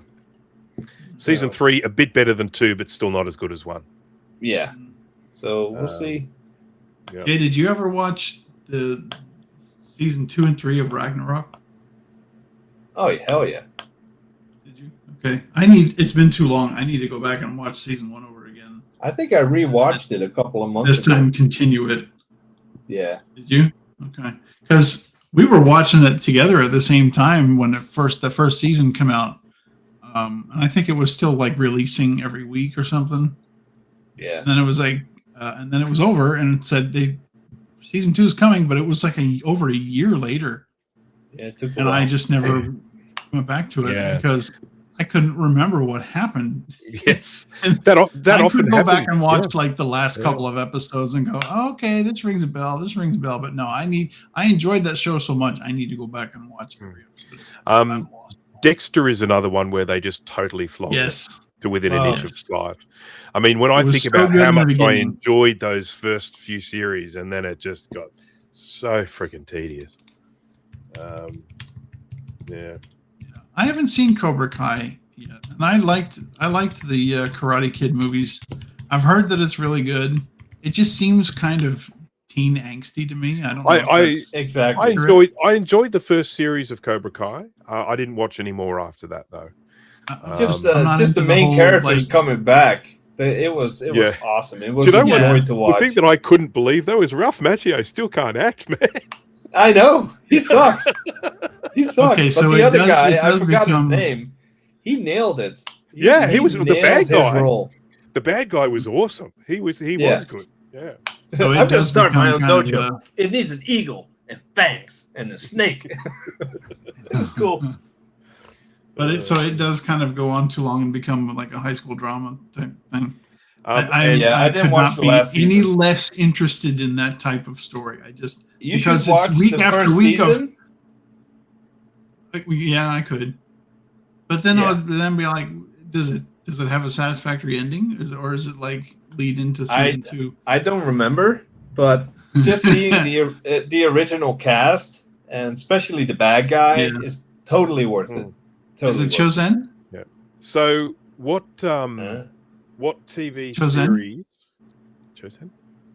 I don't know his name. I don't remember if he was in Karate Kid 1 or not. I thought he was. What is a TV series that you can basically just start watching again anytime? Series you've seen before, but you're quite happy to just jump in and watch it again. Babylon. Ted Lasso. Yeah, I haven't watched Ted Lasso yet, but I've heard good things. Danny, you said Babylon 5, did you? Yes. Okay. Well, it's a bit dated now as far as the production and stuff, but oh my god, the scope of that story, just freaking love it. For me, Deadwood is one I can just pick up and start watching Deadwood at any time. I just absolutely love that. I can watch Game of Thrones pretty much any time. I love watching that again and again. If we're talking like mini series, Chernobyl, I love Chernobyl. Yeah. That was amazing, absolutely riveting. That thing, I loved it. But yeah, there are definitely. Jay didn't say X-Files. Shouldn't Jay be saying X-Files? I wasn't done yet. Okay. Definitely X-Files, the original series, not the 2 seasons they added a few years ago, and most fucking certainly not the remake they're about to release. do not get me started. Ted Lasso, X-Files, Necessary Roughness. That was a funny show. Okay. Is that a football show? Kind of, yeah. Any of you guys watch? I didn't watch it, but did any of you guys watch Sopranos? I know there were a lot of people that were absolutely locked No, into I think Sopranos.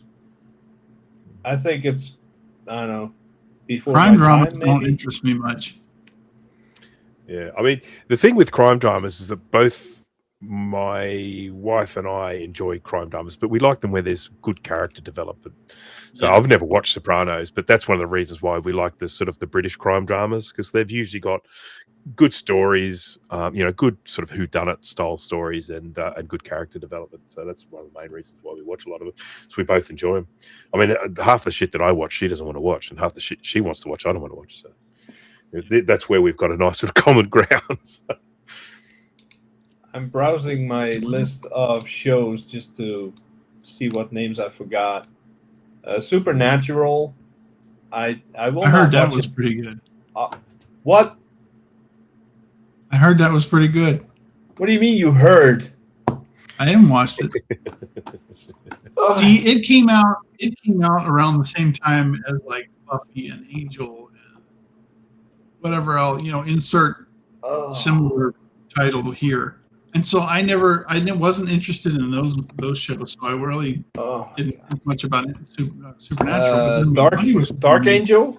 I can watch that one over and over too. Yeah. I've never watched it, why but you I know the watch one it. you're talking about. Yeah. I know why you can watch that one. Well, not just that, but yeah. Burn Notice. What was the I like Burn Notice is too. good. Yeah. I need to watch that again. I love that show. I don't think I ever Campbell. finished it. It got a little bit long in the tooth, but I did. It did toward the end, but See, they wrapped it up really well. I really loved early Walking Dead, but then but that one they just kept going and going and going and going, and it just I lost interest in that. But the first few series were, I thought, brilliant. Yeah. No, I've My heard Name is the Earl. one- Yeah, that was funny. Which one? My Name is Earl. Oh yeah, I enjoyed that. That was fun. Have you guys ever I've heard- watched Person of Interest? Oh Pretty my good God, too. yes. I freaking love that show. Have you ever watched The Last Kingdom with Uhtred Bibbenbur? With who? No. Uhtred of Bibbenbur? I really enjoyed that. It's called The Last Kingdom. There are several series. Let me just check. They even made a movie to sort of wrap it all up. It's called The Last Kingdom. The Last Kingdom. It's sort of semi kind of revolving around real history with not real characters. It's kind of sort of meant to be based on it's Earth. It's not like a but it's not. But it is. It's not real history. It's got a very high rating on IMDb. 5 series. Like Look, seriously, give it. If you haven't watched The Last Kingdom, give it a crack. You'll know relatively soon whether you like it or not. You only need to give it a couple to see whether it's going to be. Is it on Netflix or where's it on? Where is The Last Kingdom? I mean, I think it used to be. I don't know if it still is. Let me just go to my Just Watch thing. Was it? What about it's Netflix. Netflix. It's on Netflix. It's on Netflix. Blacklist, I freaking loved. I didn't like the ending so much, but and even though I do not watch Star Wars, there was this one show that it's kind of satire, but it's also its own thing. The Orville, hilarious, freaking hilarious. I love it. I'll tell you what though, some of the Orville, it's based on Star Trek, but some episodes of the Orville are better Star Trek than actual Star Trek. I would agree. Where I started to lose it a little bit with the Orville was when I felt they were taking the drama stuff too seriously and leaving out some of the comedy, because I thought some of the comedy was some of the best stuff about that show. They were engaging stories and everything, but then the other thing is they kept on really heavily featuring the Doctor, and I did the not like Doctor her and character. the Mocklins. I could not stand anything having to do with the Mocklins because I'm just like, what a backwards people. So I can't even remember the Mocklins. So, the big Klingon looking cigarette. dude. Tastes good. oh, The okay. Klingon looking dude, the race is all male. Oh, yes. Yeah. There was definitely some message going on in that. Yeah. Yeah. But some of the casting made it very. Every nice time to they watch. had an episode that featured the Mocklins, I was like, Yeah. but the one I tell you, the one that was really good was the one where Gordon, the redheaded guy that piloted the ship, got trapped in the past and built a life for himself, had a wife and kids and family, and they went back to get him, and he was like, "No, I'm not going back with you." And they're like, "You know, you have to." They have some good stories and a lot of comedy. It's just like you are so torn because you're like, "Oh my god!" It's like. And that's the way a good Star Trek themed episode should be. It's like it needs to make you think. It needs to make you go, what would I do if I was in this situation? Not go, this is what you would do in this situation. And that's the way so much of the new Star Trek has become. And I can't stand it. I can't watch it. And it killed me because that's my favorite series ever. Warehouse 13? You ever watch that? That was good. I loved it. And what about Eureka? Remember that one? Yes. Those are the kind of Eureka shows I was could so watch good again. because the guy that played the main character on Eureka was like the everyman. He was, you want to think of somebody else who's an everyman, Mike Rowe. You know who Mike Rowe is? Yeah. Yeah, like that type of well-spoken, just common sense all the time. And just like an average guy, just a guy, and he's like just a great character. And it's hard to find everyman characters like that. Yeah. So this is on my desk here, but this is a good recent horror movie. Late Night. Oh yeah. Is it the dude from? Yeah, he played the polka dots dude in the Suicide that's not Squad the movie. That's not the movie with that game show, is it? It's a talk show. I thought it'd have a different title. It might have. Lots of movies have different titles in different countries. IMDb will tell you both, I'm sure. Yeah, Dave, like Grimm was a good series. It was based on the original fairy tales, like the original Grimm stories. Late Night with the Which Devil. weren't always. That's how I know it. Yeah, those old stories weren't always bed of roses. They were kind of dark. Some of them. Late Night I didn't see the width. It's like Devil. this big, man. Late Night Devil. Designed is teaching. But yeah, that was just such a great horror film. I loved it. Yeah. Well done. Nice pace, just moving you in, just it getting progressively weirder and weirder as it goes through. It's just it was awesome. Film. You know what we should take from this live stream? We spent 2 hours boring the crap out of our audience and each other, but we could talk movies and TV shows for days. So next time we just start off with that. How about that? Yeah. This is a good. And I bet you film Dan too. will enjoy that too. If you haven't seen this, September 5th. September 5. Okay. Worth watching. Good film. Very exciting.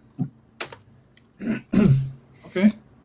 It's based on a true story too, by the way. So. Dan from the Canadian Computer Collector channel was supposed to join us tonight, but his wife made plans for in his words, dinner and shit.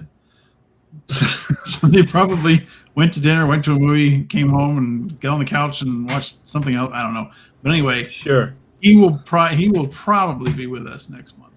Yeah. Whenever we do it again. Maybe next month, I thought we were doing it tomorrow. Can't do it tomorrow. No. Well, I am going to have to wrap it up from my perspective because it is now 1:30 and I haven't had lunch and I'm very hungry. It's 11. Yeah, I'm going to sit in the couch with some ice cream and probably watch Eureka. My mom gave me a massive bowl of fresh strawberries. Oh, nice. And I have to sit on the couch and try not to eat all of them. Just do it. Well, you have the strawberries and a jar of Nutella. And you just... Oh, I don't have that, though. if I had some whipped cream or like chocolate syrup or something Whipped like that. cream. Put it all over your body. Well, thank you, Dave, for hanging out. Jeremy. Yeah, man. And there was another name. AAAU. Yep. I don't know what that is. So we had exactly 3 more viewers than we did last time because last time it was just us watching our own stream. It's progress, man. It's progress. Those Like, subscribers share, and are just subscribe. racking up. Okay, guys. After a thrilling show like this, don't forget to smash that like button. Yes. Smash. We can't. Oh, I don't have that clip on here. I'll have to find it. Why? I'll put it on here. We can't do our stream without that. Why is it not working anymore? You There you go. Gotta hold it still. Ooh, you do both of them. Yeah, fireworks and then lasers and rain. Yeah, I'll get the. Oh, the rain is this one, like right? button on Yeah. here. It even makes you dark. And I think you could do this. Aww. I don't know if there's any more. What's it do with this? Sadly, nothing. Nothing. Yeah. Apple doesn't have fun. All right. Oh, how'd you do that? Well, I don't even have to do the stupid motion. I can just click a button. Oh. Are those the react buttons?